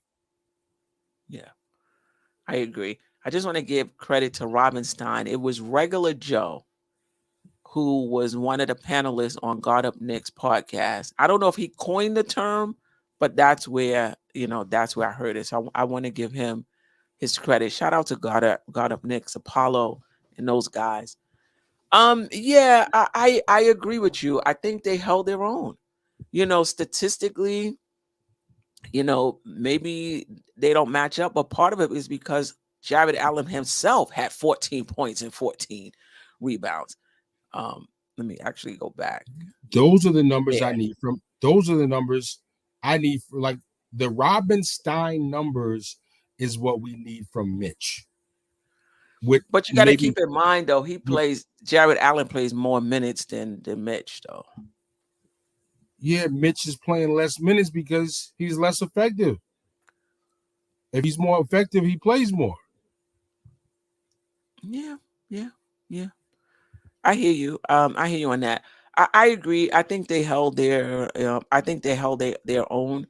Mobley had 11 rebounds. Jared Allen had 14 rebounds. But I just think our centers was real physical with them. Mobley was 4 for 13 or something like that. I think they held their own. But I get what you're saying. That's the floor. Both of them can do better in game three. The key with Cleveland too is that they don't really play a backup center. Right. So when one guy comes out, the other stays in as the center on the floor for a few minutes. Right. And then they rotate that, and then they both get back in the game. They played 42, 43, 44 minutes respectively for each. So, I mean, you guys talking about Randle's minutes, forget about it. These guys are playing 43 minutes. So, really it's almost a combination of Robinson, Hartenstein, and Randle against the two of them, because those guys there's really no backup center, whereas we're combining a starter and a backup against two starters. Right.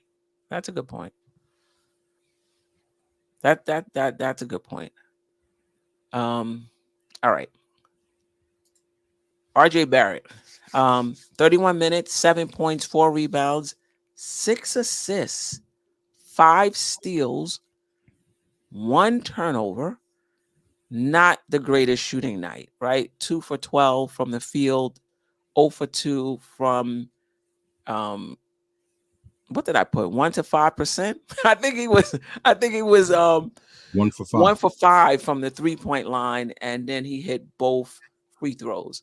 Your thoughts on RJ Barrett last night? Who my initial thoughts was RJ Barrett I thought he had more than 1 turnover. I thought they got it wrong. I said there's no way this guy has just 1 turnover, right? So I wasn't really happy with RJ Barrett's performance till I went back and then I watched the game the second time. And then I thought that he was a neutral, a smidgen net positive, or maybe a smidgen net negative. Like it could swing either way. But I thought he did a good job on Garland, and then to get 6 assists, like his floor game in the first half was really good. Randle with the drop off pass for the 3, hitting Randle again for a layup, hitting Obi Toppin on the break for a layup. The steal off the double team where he just caught it in midair. In the first half, I just thought he was just on point in that first half. I'm like, RJ Barrett, and his defense on Garland was solid.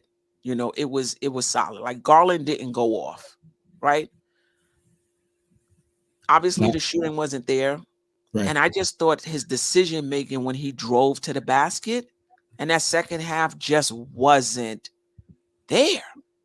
Then that's why I felt like, the clock struck 12, so to speak, in terms of his floor game. That time when he was on a fast break and he had an opportunity to pass it to, I don't know if it was Grimes, Josh Hart, whoever it was, he faked the pass. The guy didn't even move. He faked the pass.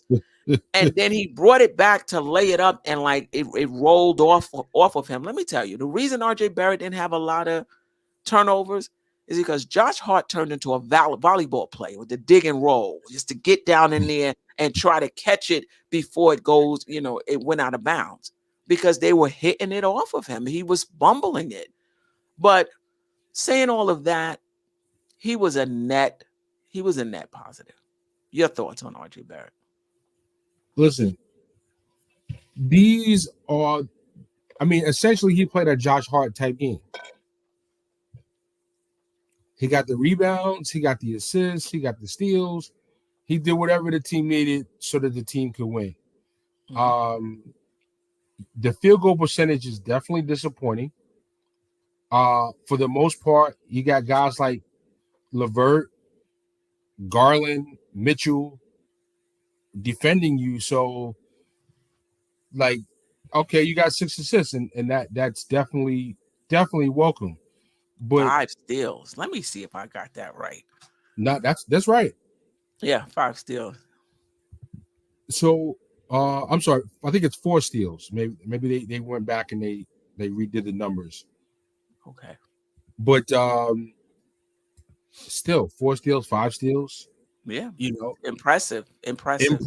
So for this guy to get 6 assists and 5 steals, mm-hmm. 6 assists and 4 steals in a game, I'm impressed with only 1 turnover. I'm impressed. I'm definitely impressed. Absolutely Kadeem 4 steals. And but the field goal percentage is what kind of makes it a push versus him being a net positive for me. If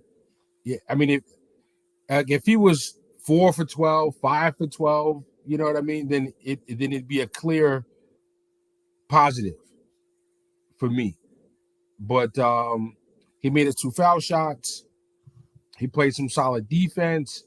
So to me, it's at least a push, if not a slight positive, because his play overall impacted the winning in this game. Because Garland is a key player for them. Yeah, his defense on Garland kept their scoring to a minimum. It limited them to pretty much only Mitchell as the only go-to player. Mm-hmm. And you got to give kudos to RJ for that. So, I need him to shoot a better percentage, but overall, I can't be mad. Yeah, I just thought down the fourth quarter when things was getting tight, I just remember multiple times saying, "What are you doing?" I'm always saying this with RJ. Yeah, yeah. Yeah. So net positive for RJ Barrett, and hopefully he's the one that's getting grimy if Josh Hart can't go. He's the one that's diving for loose ball. Somebody brought up that there was a loose ball he did not dive for. I can't find it now, but Julian Blum, I will be impressed if RJ just stuck to the assists, steals, and defense. We don't need RJ chucking 14 shots and making 2. He's been inconsistent all year. Let's be real. He has been, but this is the thing. You want to keep him honest. Like if they know you're not going to shoot, if they know you're not going to take any threes, they're going to lay off of you. And now they're going to pack it in the paint, and now they're going to make it harder for the other players on the team. Right? Similar to what we're doing with Okoro. He ain't not much of a threat. He's not going to do anything, so you don't even go out and guard him. Just let him have that. And in some plays they were doing that with RJ Barrett as well. In some plays they were just kind of giving him the shot. He took 5 3-pointers instead of 9. Like there's games when he put up 9 of them, 7 of them. He 0 for 9, 0 for 7. I thought he was good. I thought he was solid. I think he's a net positive. But I think his decision-making when he drives the basketball has to be better. And I'm asking for a lot because during the regular season, it wasn't. He turned the ball over a lot on his first. First of all, he drove a lot. One of the tops in the league at as many drives going to the basket. high turns the ball over a lot. One of the highest turnover rate when he drives, and he has a low assist rate when he drives. And what I need him to do is not turn the ball over when you drive, and hit the open man when you drive, and create opportunities. So I'm asking him to do something that he wasn't great at in the regular season.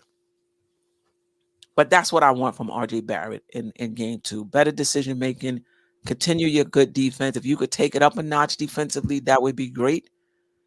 And to DJ Shuttle's point, if you can hit some shots, that'll be great. I think it's going to be tough for him to finish at the rim with Jared Allen back there.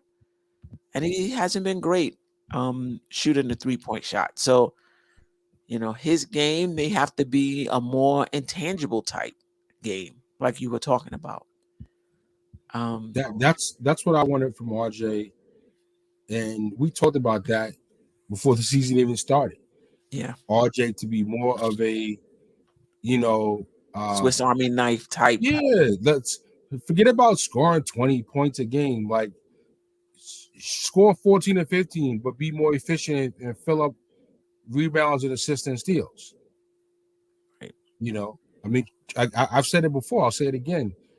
What Josh Hart has been for the Knicks is what I was really hoping RJ could develop himself to be the heart and soul of the team. That's what the team really. I mean, once you got a guy like Brunson and you already have a scorer in Randle, RJ, this is what we need from you. Right. Be the junkyard dog. Don't think that you're so talented that you can't be the junkyard dog. Like, right. You really should be the junkyard dog. Yeah. I think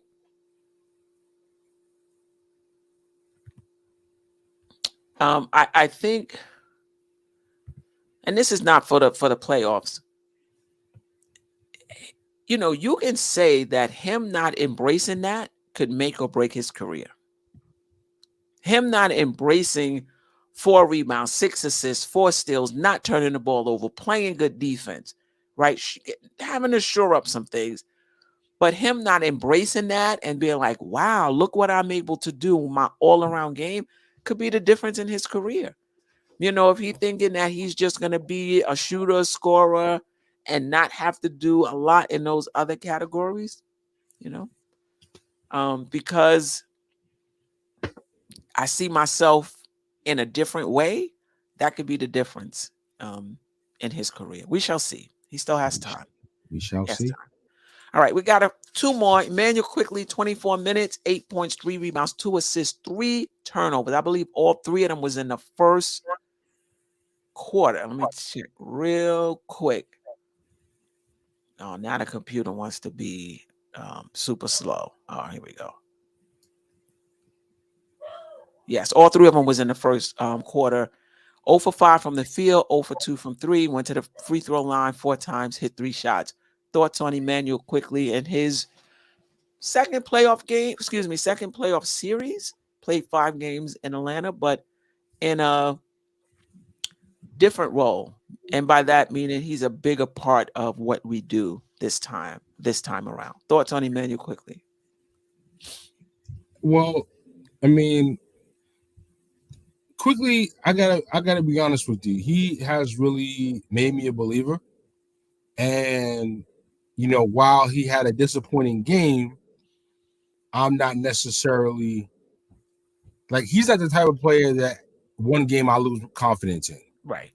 You know what I'm saying? Like, if there's anybody that has bounce back ability based on their skill level, their confidence, the way they play, and what they've earned this season, Quickley definitely falls in that category. So we got the win in spite of his play. So, I'm only encouraged that similar with Brunson. Brunson foul trouble, and they can't really stop Brunson. I don't think they can stop Quickley either. They've got great, bigs, but Quickley knows how to get that floater off, and he'll get his 3-point shots, and he plays good defense. That's what I'm more worried about. what kind of defense can you give me on Garland and Mitchell when you get in the game? Right. What do you think And it was with Quickley? Oh, I'm sorry. Go ahead. I didn't mean to no, cut you off. I'm good. What do you think it was with Quickley in game one? Well, I think sometimes like when you know you're gonna be a starter, you got your mind ready to be a starter. When you coming off the bench, you got your mind ready to be coming in by a certain point of the game. So, granted, you got to stay ready and be ready. I think that he maybe just wasn't prepared, ready to come in at that point of the game. Meaning earlier than usual because Yeah, Brunson got into somebody else said that. I was listening to another show. Somebody said that as well. but but at the end of the day, we do know you got to stay ready to be ready. So, we're not going to chop that up as an excuse, but these things, players are human too. And No doubt.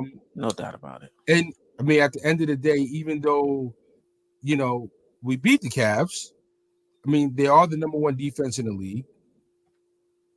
Knicks only scored 101 points. So it's not like we had a buck 20, buck 30, and he had a poor game and everybody else was flourishing. You know what I mean? Right, right.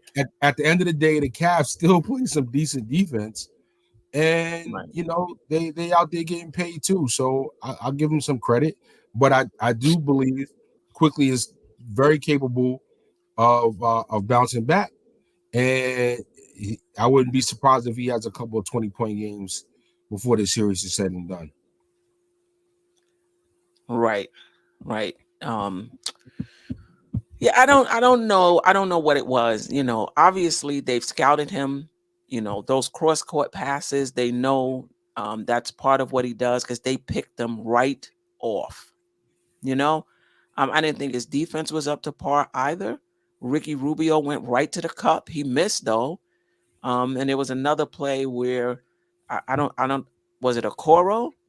Got actually to the rim as well. I'm not sure if he scored or not. So the defense wasn't there as well. I wouldn't say on every possession, but it wasn't the usual. I said coming into the series that if Emmanuel Quickley and Quentin Grimes are able to give us what they gave us in the regular season, great. That's awesome. But if they're not able to, I'm not disappointed. I'm not disappointed. Grimes has yet to play 2 seasons worth of basketball. This is Quickley's first time being in this position for us. He's on the scouting report. I was listening to, some Cleveland content creators and was like, oh, everybody was telling us about all the Knicks fans was telling us about Quickley, and we were able to take him out of the game in game 1. All right, fine. I don't think that's going to be the case for the series, But what I'm saying is some guys, their first time in the playoffs, Josh Hart, balls out. And some guys, they need a few games. They need a few series. Some guys need a few years, before they really get their sea legs in their playoff. I think Quickley is going to be fine. But if he's not, it happens. He'll be fine. Overall, I just don't want him to come back Tuesday. That's tomorrow. Tomorrow, trying to do too much to make up for this performance. Just play within the flow of the game. Play your game. Don't try to do too much. Don't try to make up for last game and now you're taking more shots to show. Just what is the game asking of you? Just do that. Play to win. Play Right. to win. Now, before anybody points it out, Steph, Mhm. now he only hit those 3 foul shots, so he only had 3 points, not 8 points. Yeah, yes, that was a mistake. 3 points. Yes, I meant Yep. to say that. Yes. So, you know, play tough defense. Like that's the first thing that we need because their guard play and their guard's ability to penetrate and get it to the lane is paramount. They're also extremely good 3-point shooters, Garland and Mitchell. So if you're in there and you're defending either one of those 2 players, we need some great defense. More than we need your points. We need great defense. And minimize the turnovers. Play Greek D, minimize the turnovers, and score when the opportunities present themselves. Keep the ball flowing and keep everybody involved. That's really what, like, if I'm coaching them, that's what I'm telling them. Of course, if you got an open shot, let it fly. But like, to your point, don't come out trying to do too much and prove something in game 2. You had a great season. Right. You don't have to prove anything. You know what I mean? Right. Play tough D. Prove that you're smart, and don't fall back into year 1, year 2 erratic quickly. That made me remove the name IQ from your alias. Right. Now, somebody said in the chat that if IQ doesn't have a good series, we don't win. Do you agree with that? No, I don't. If Quickley does play well, then that's a pretty surefire bet that we are likely to be winning. Mm-hmm. But he's the backup for Brunson. So, truth be told, Brunson can play 35 minutes a game and drop 30, 35 a game. Right.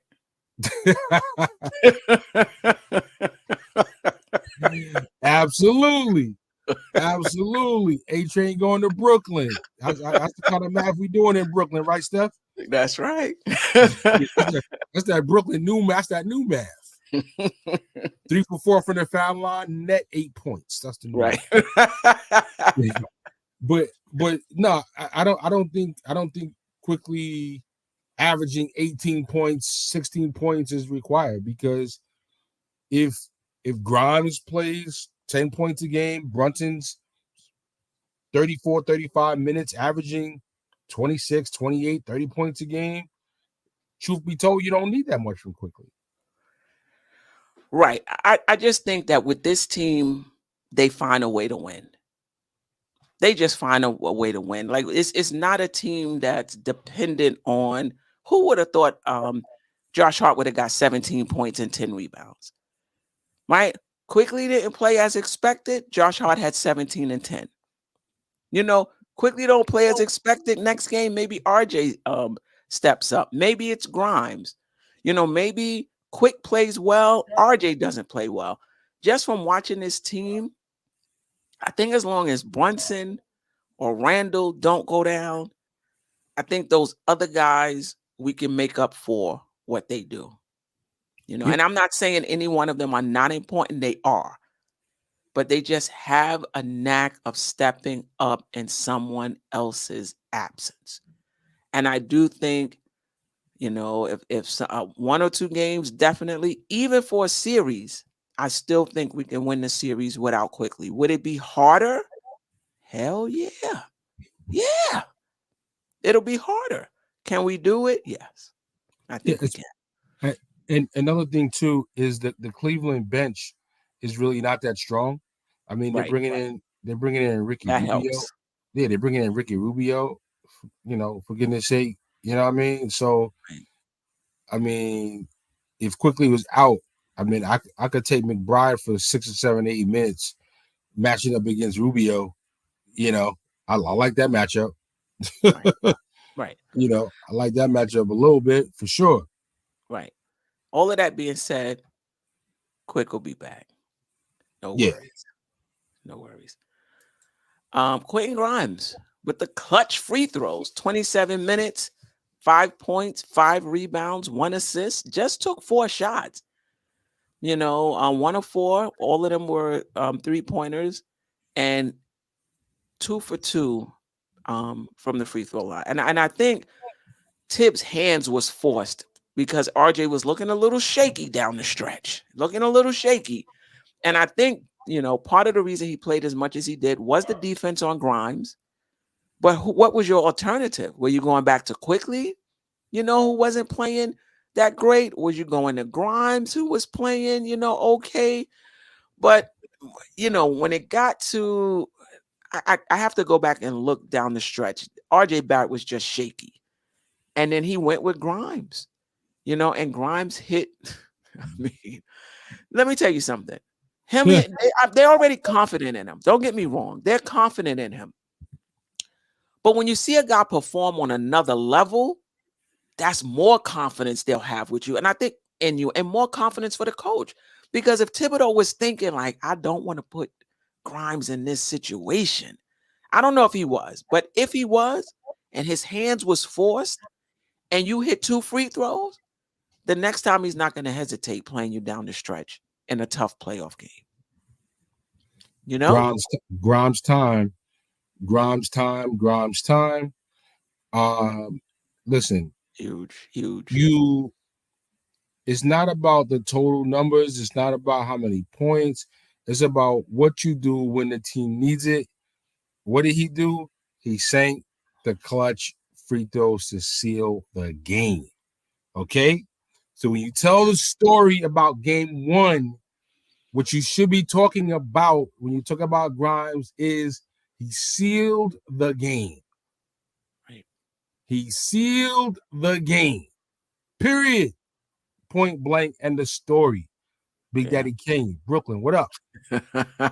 You understand what I'm saying? You understand what I'm saying, Steph? Period, point blank, and the story. Right. Grimes sealed the game. So that being said, the team does have to look for him more. Cleveland does play good defense, so the Knicks took less shots than they take in a lot of the games. Yeah. So less shots as a team is going to reduce shot attempts for most of the players. Right. Including Grimes. So he only had a handful of shot attempts. Cool. But he was out there hustling and playing tough D. He's not going to be Josh Hart, but I think if I had to bet who steps up in the main rotation players to do the gritty and do the grimy, it's Grimes. Yeah, that's a good point. That's a good point. Because that's a good point. He's coming in with he doesn't have the Maple Mamba ego coming in. He's just like, yo, I'm out here getting to it. And this is it's one of the things I love about Grimes. He's gonna do whatever it takes. He gets rebounds. He gets in there, flying in for rebounds. He does that.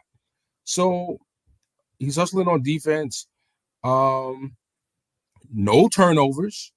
Right. No dumb plays.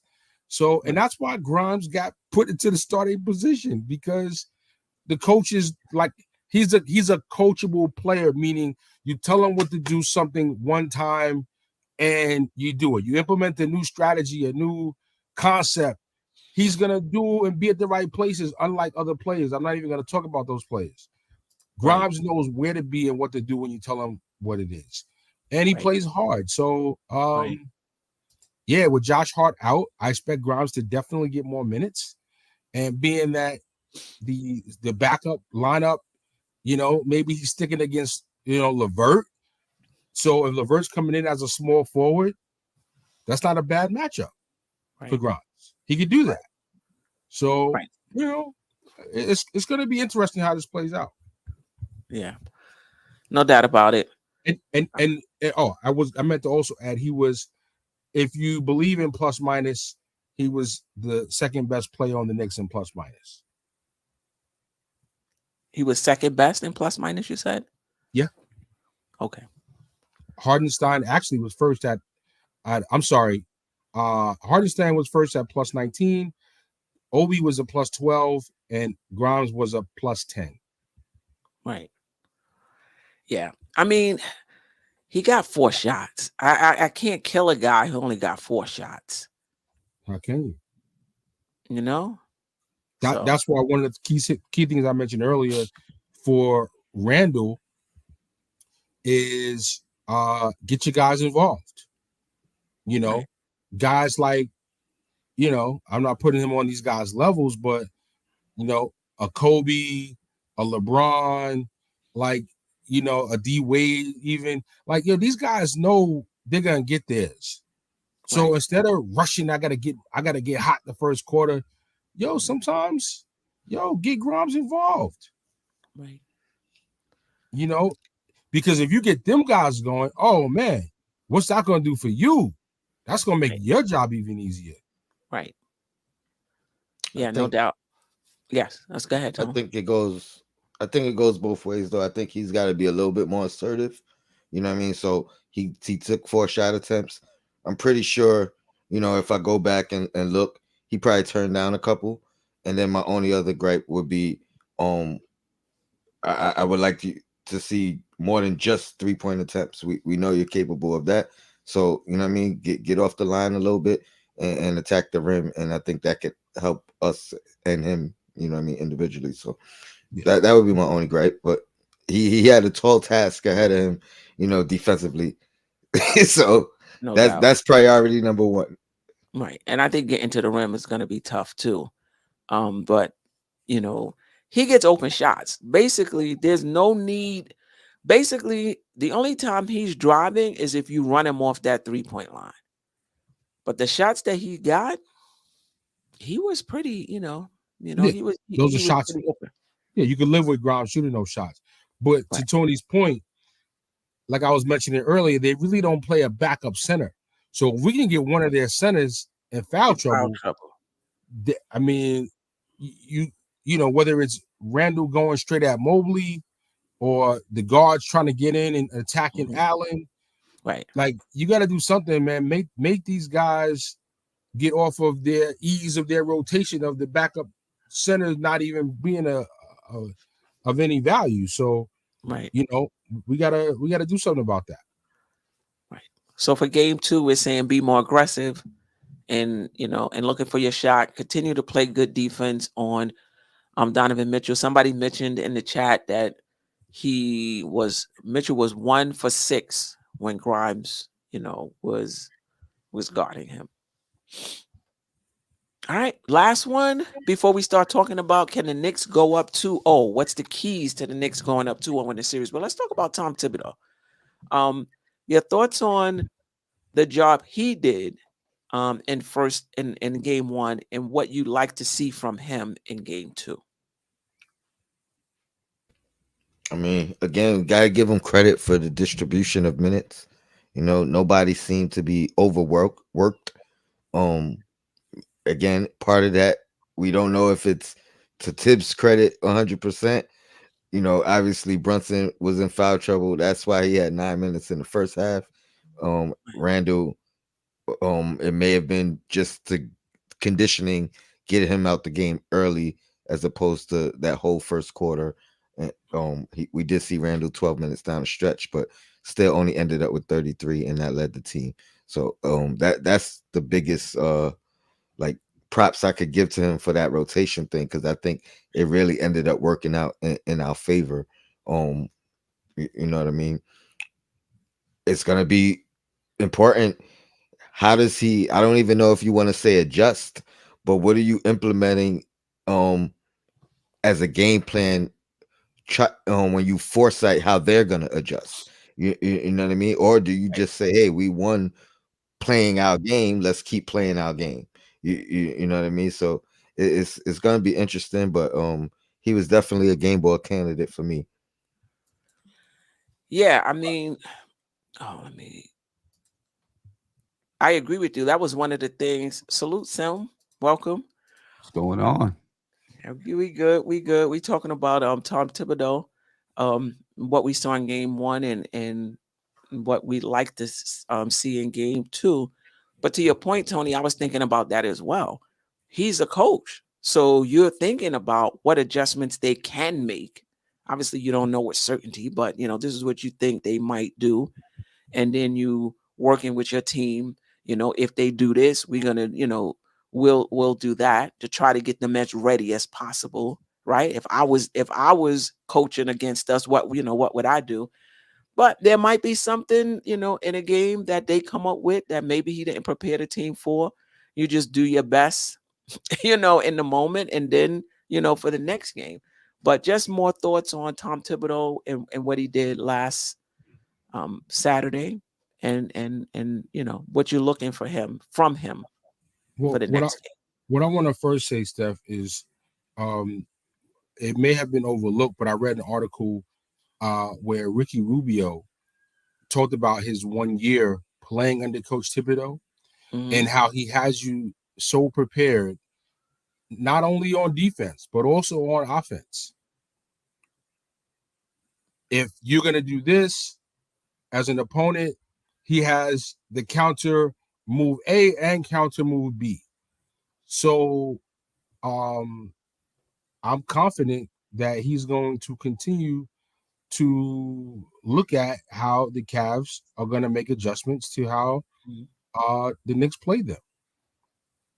I think that the coach has proven that despite what some fans think, like this guy knows what he's doing. So if Josh Hart doesn't play, it's going to be key how he manages the minutes, what he decides to do. Is he going to give Fournier a shot? Will he play Obi at the 3? Is McBride going to get any minutes? Will it be a combination of some of all of that? So Josh Hart not playing absolutely draws a challenge for the coach, because respectfully, it's not like RJ is consistently at a certain level where you can kind of know what you're getting and bank on him to do something. So the players that come in for RJ is going to absolutely be key. No doubt. Let me just say this real quick. Can you guys hit the like button? We got 208 watching the show. We got 102 likes. Appreciate you guys tuning in, but just take a little time to hit the like button. Continue, fellas. What we got? Tom Thibodeau? Yes. And are we talking about if he should make changes or what changes he should make, or yeah, just your impressions of game 1 and what you think he might do or want him to do in game 2. Yeah, see, I kind of think that I don't know what he should do right now, right? If IQ plays a little bit better, if Grimes hits a few more shots, this game may not have been as close as it was, right? If RJ was a little hotter. So I think he probably sticks with what they were doing until he's forced to make an adjustment. Right. You know what I'm saying? I don't see anything.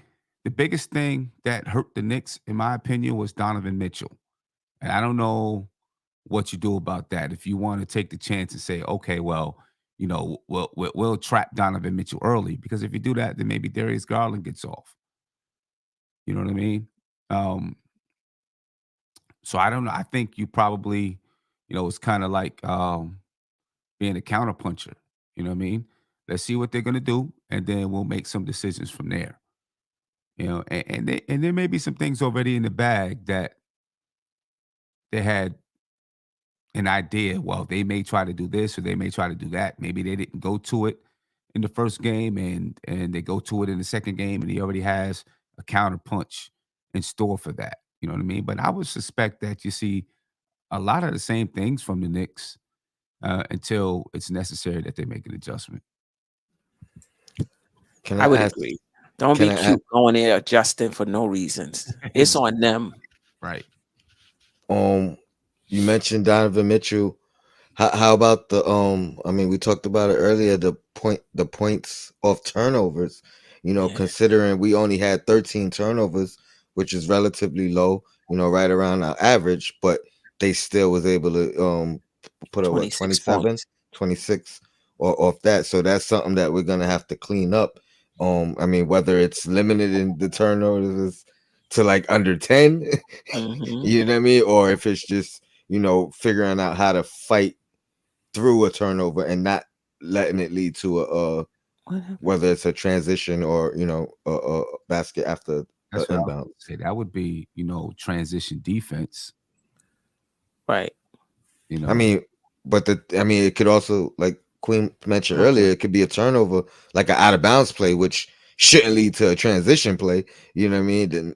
But that still would count as a second chance point. So it's a little bit of both. And I don't know what the transition like box score numbers was and how that. I kind of have it here. Points off turnovers. So for the season, the Knicks score 15.6 points off of turnovers. They scored 19.4 points off of turnovers. They're third in the league, right? Neither team allows a lot. Fourth and 15.3, 15.5. But last night, Saturday, the Knicks had 13.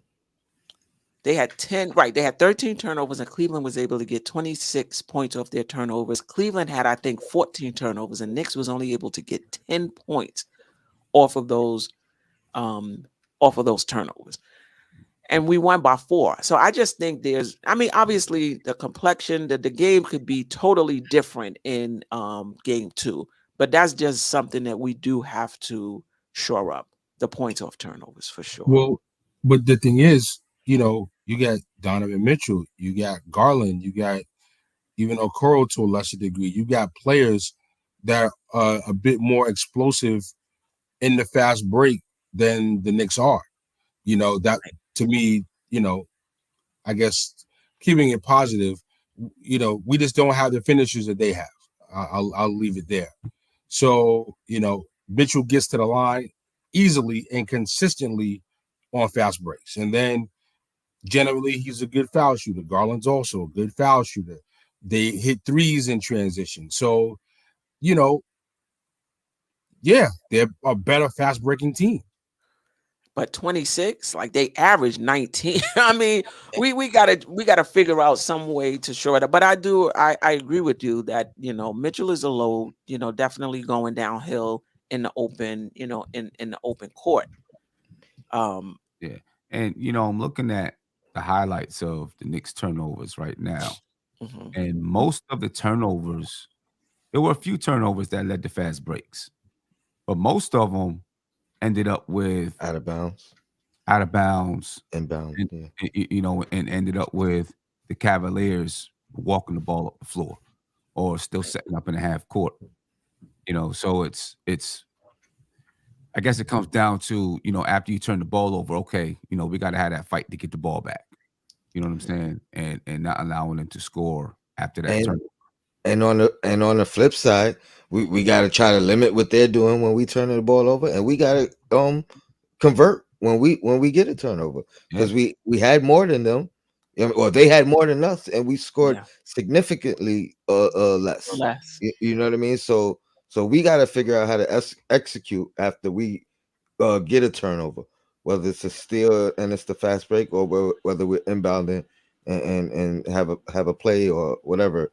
You know what I mean? So that's one of the things with our team. We kind of have that kind of a team because we can be gritty, and physical. A lot of times those type of teams, they don't fare well in like scoring, especially like fast breaks and stuff like that. They don't make mistakes because I don't know. Sometimes it's hard to get those two-way players that can really lock you down and get a bunch of steals and score on the other end at the same time. You know what I mean? A lot of times it's one or the other. So I don't know. I think the Knicks, when I'm looking at their turnovers, there weren't a lot of forced turnovers, right? I mean, there wasn't that many anyway. It was 13, but it wasn't that many forced turnovers. It was, well, I guess a couple of them, right? RJ on a fast break, they knock it out his hand and it goes off his knee. Obi trying to penetrate down the middle, you know what I mean? And he loses it. Things that I think are avoidable, though. Right. I don't know that their defense caused everything. I think there were a lot of turnovers that was avoidable. Yeah, because when you looked at Randle's turnovers, it was him driving to the basket and trying to pass to somebody at the last minute and the ball going out of bounds. But Jeff Kafka made it, Shuttle. Those last two in the fourth were killers. Jalen Brunson, splitting the double team. I believe they scored on that. RJ Barrett's turnover. If I'm not mistaken, they scored, they scored they scored on that as well.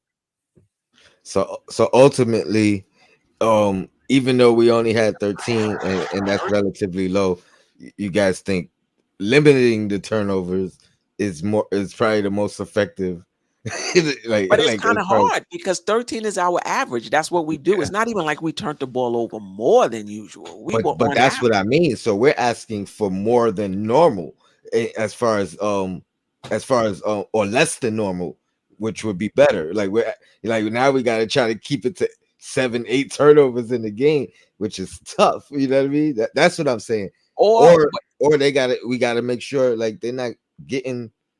That's they're almost not a scoring. basket per almost a basket per turnover. I mean, it is. It's 2 points every turnover, like with what they average. Like we gotta clean that up. You know what I mean? That's all I'm saying.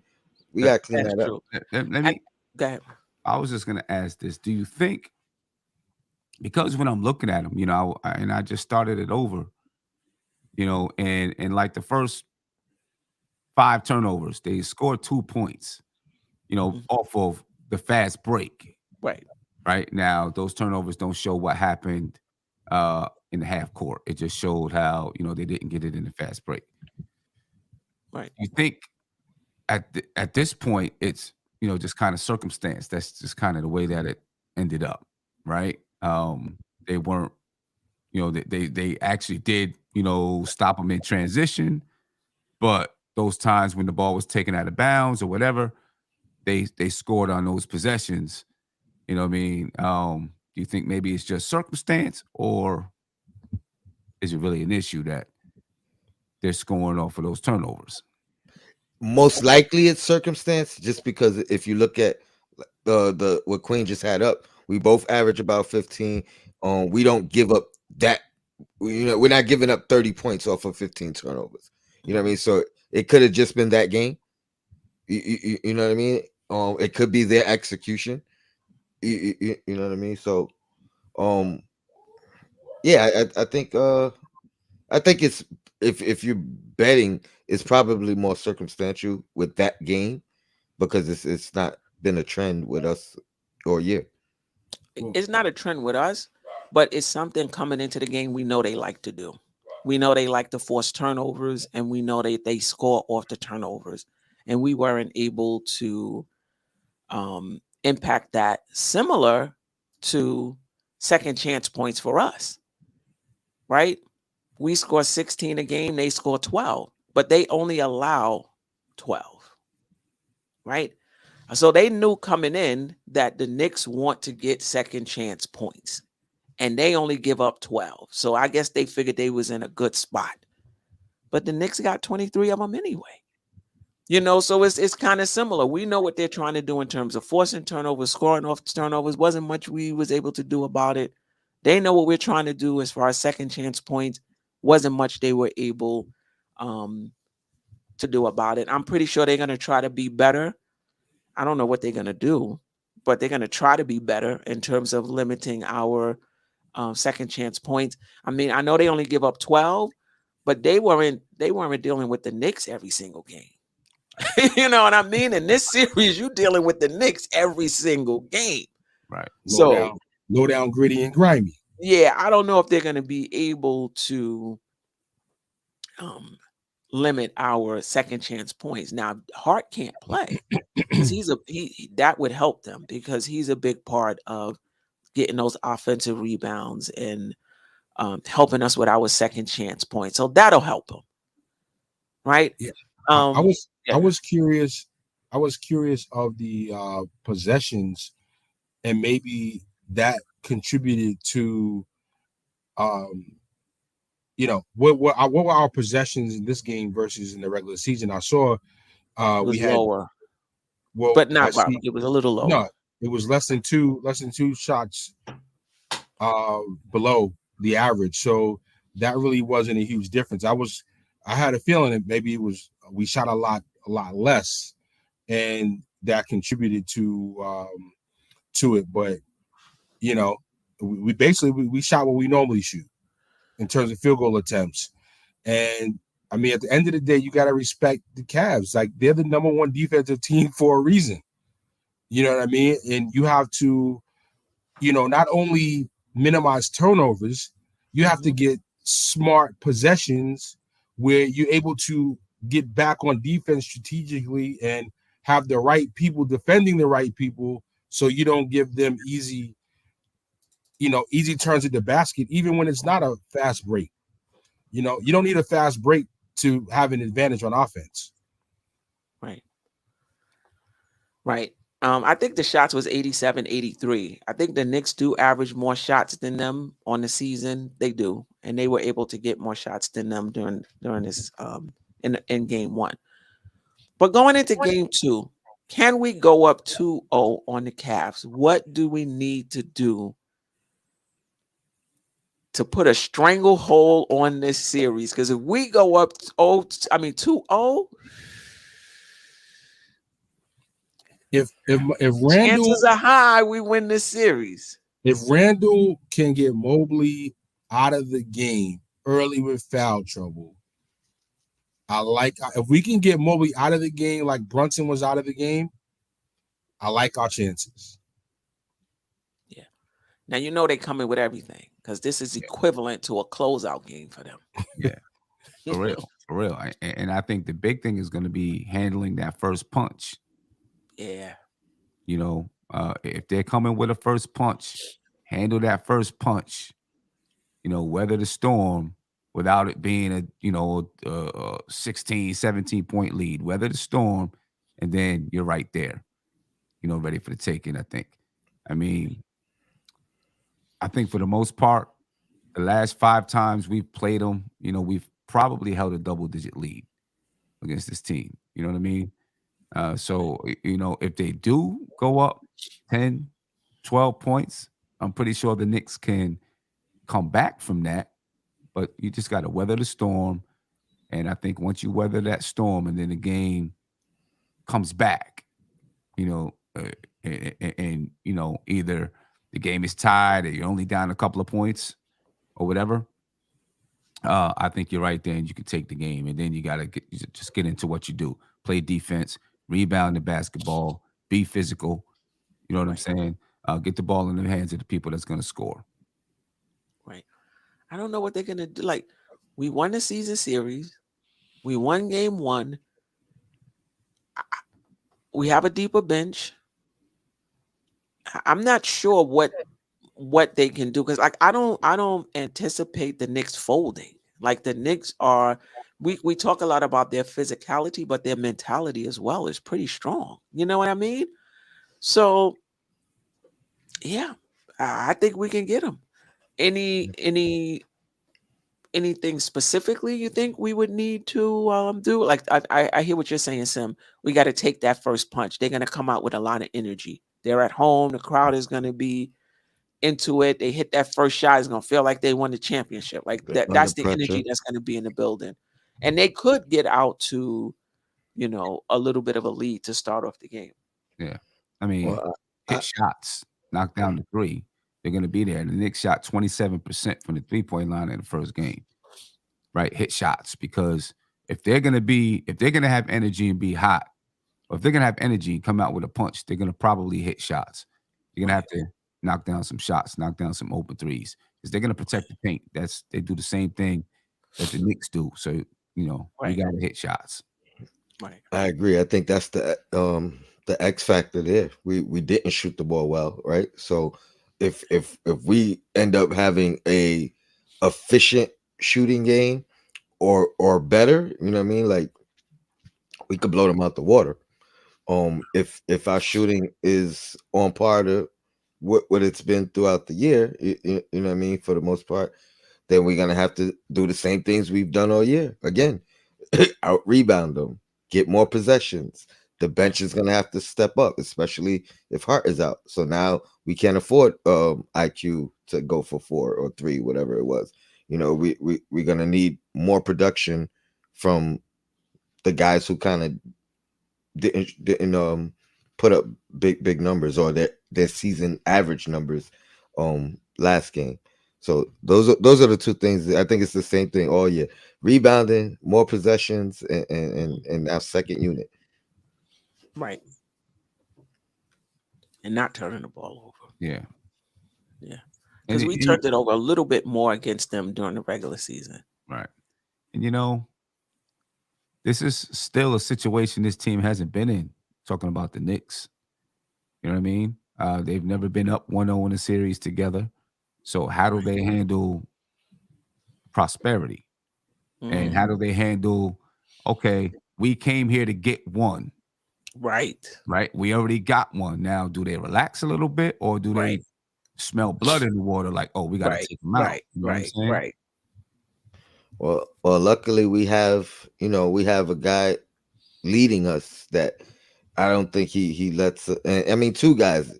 We got the coach who is definitely not preaching. All right, guys, we came here, but we came here for what we came to do. Right. He Right. was like, no, he's already talking about we can be better. We didn't play well. We just won the And that's game. what he said. He Yeah, said that. that's what I mean. Like, so he's already on top of them. You know what I mean? You got the win, celebrate today, back to work tomorrow. We gotta watch this film. We gotta break this. So I think it's really not much to worry about in that aspect. Like, we're gonna be prepared.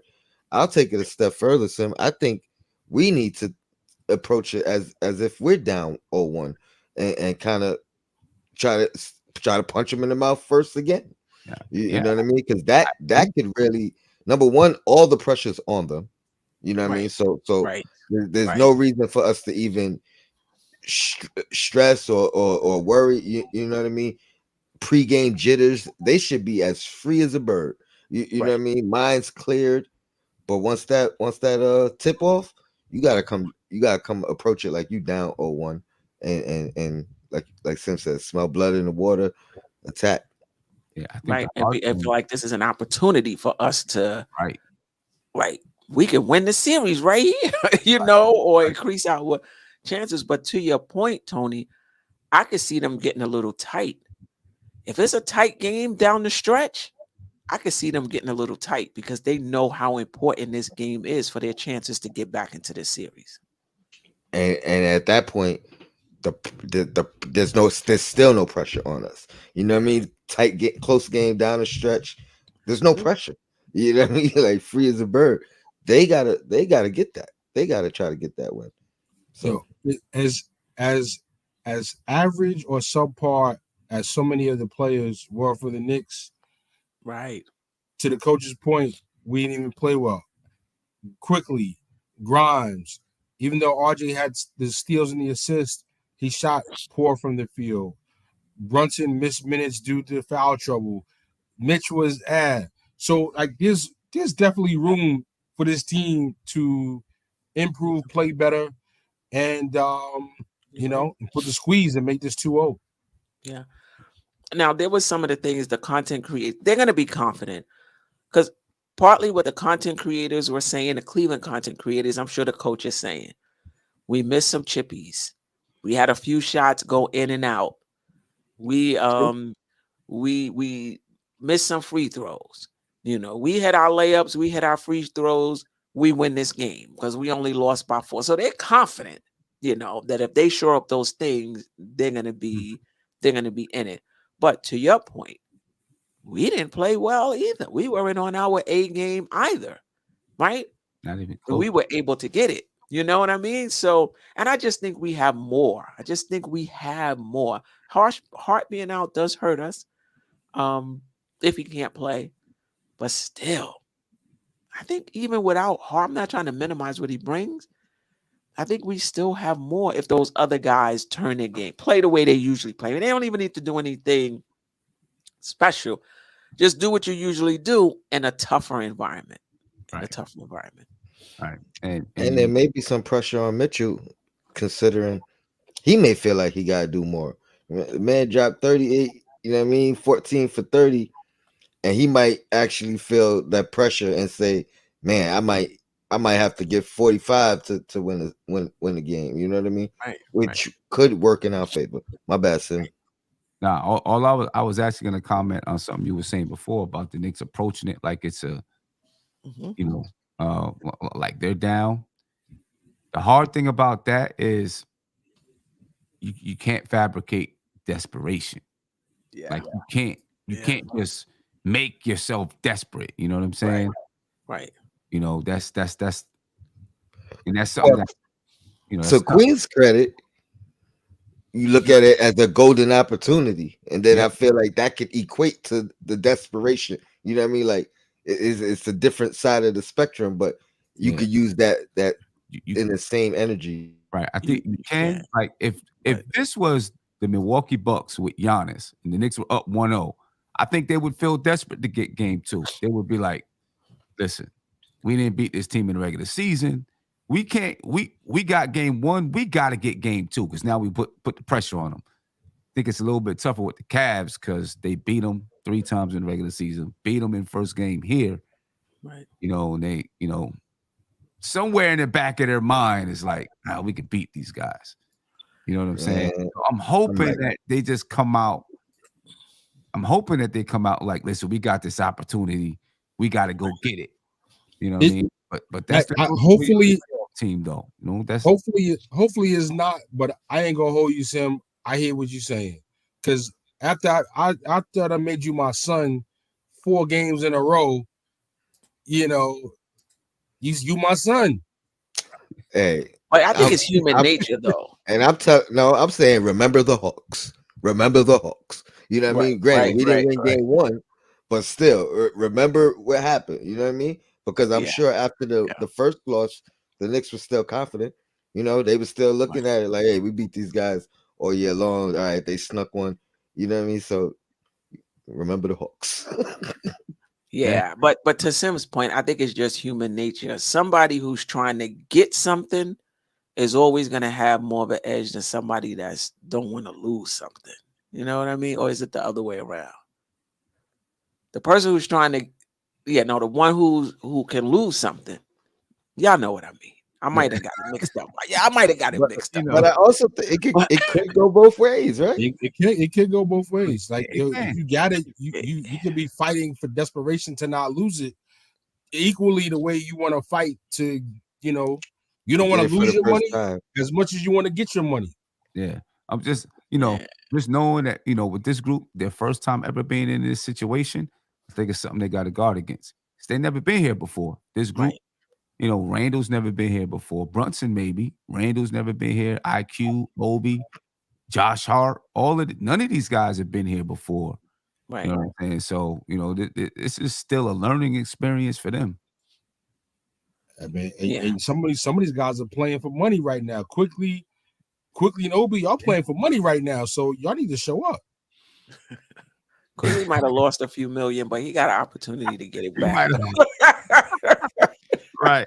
Hey, if that millions he lost is keeping him here, I'll take it. I don't want another performance like that, but you know what I mean? I'll take it. Yeah, no doubt. Anything else, before we get out of here? Anything else you want to comment on, or didn't have a chance to comment on earlier and want to comment on? I don't know. I'm glad I made it back. I tell you that. My bad. I had to go check on my daughter real quick. Yeah, I'm glad I made it in. For a couple of minutes. I do want to let the people know that we're having a watch party for game 3. Yeah, let me put that up. So make sure you check us out for game 3. I'm gonna drop the link in the chat right now, so you can register for it. You know what I mean? It's gonna be at Legends. We're gonna start at 7:00. The podcast will start at 7, maybe 7:15, somewhere around there. We'll go all the way up until the game starts. Game starts at 8:30. Right. So register now, and make sure you join us on Friday for game 3. Hopefully we be up 2-0. Hopefully. From 50/50 Sim, Friday night, that's my radio show. I usually do live. I don't like to submit pre-recorded mixes. Yeah. Unless I'm going to go get some money. But so I'm 50/50 right now. We'll see. Okay, I feel. Go ahead and make it, Shuttle, because I can't. So you know what I mean. represent for the crew in my presence. I'll feel good about it because I'm down. I can't make it. I'm sad. I can't make it. I know how those things go. Let's shout out Trish D. I appreciate you for rocking with us. Great live. Thanks, and thank you. Without. And shout out to Jay Boogie joining us as well. Appreciate you. Yeah. So Steph, we have to talk behind the scenes on that. Okay. All right. Any predictions? Game 2. Is it going to be too much for the Knicks? We ain't going to get it. Josh Hart's not there. Or are you feeling real confident whether Josh Hart, or do you want to just hedge your bets and, with Josh Hart or without Josh Hart? With or without, we get the win. All right. Our motto all year has been next man up, right? So it's no different.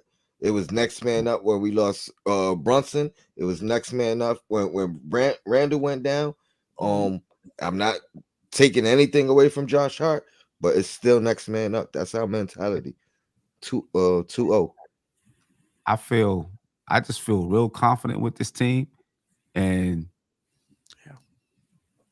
to Tony's point about the Knicks feeling like they have an opportunity, if Josh Hart is not there, that may kick in some desperation because one of your guys ain't there. So we got to step up. We got to step up and step in and play. Right. You know what I'm saying? Just I'm from looking all the video that I watched leading up to the game, and then so much of it confirmed for me in game 1. I just have a hard time feeling like this team can truly beat us. I think we win game 2. Yeah. I think they're going to get a game somewhere along the way, but I think we win game 2. I'm just looking forward to seeing Josh Hart on the sideline putting that attitude into the players, the RJs, the Grimes, the Quickleys, and like what he would do on the court. I'm looking forward to him doing on the sideline to get that extra that's needed out there. So, I'm gonna go with the adrenaline with Hart being out, and Brunson comes back, Quickley comes back with a good game, and stellar defense. 2-0 Knicks. Let's do it. Yeah, I'm with you. I think the Knicks win with or without Hart. I think guys are gonna step up. And who knows who it is? I don't even think somebody's gonna step up. And Tibbs are gonna have them ready. So mentally, I'm not worried about the Knicks. Mentally, I'm not worried about their approach to the game. That and their physicality, that's just a part of who they are. I think they'll be able to take whatever blows they throw out, to start the game. I think the Knicks will be fine in that respect. And all of the pressure is on Cleveland. And let that game be tight with 2 minutes left. Woo. Yeah. And from watching not only the Knicks Cavs game, but the other playoff games as well, it falls in line with the way this team's been playing most of the season. Very physical, very tough. And some of the ticky-tack fouls that they were calling in the regular season, they're not getting them now. Right. So, Okoro, talk to the refs all you want. This is big boy basketball. Lace up your boots. Yeah. No doubt about it. Sam, you doing a pregame tomorrow? Yeah, definitely, without a doubt. Doing a pregame and postgame. All right. And a losers lounge. Don't forget the losers lounge. That's right. And a losers lounge. We predicted a losers lounge. I love it. Yeah, definitely. Anyway, chat. Appreciate you. Replay gang. I appreciate you. Tony, Sam, DJ Shuttle. I appreciate you. Until next time.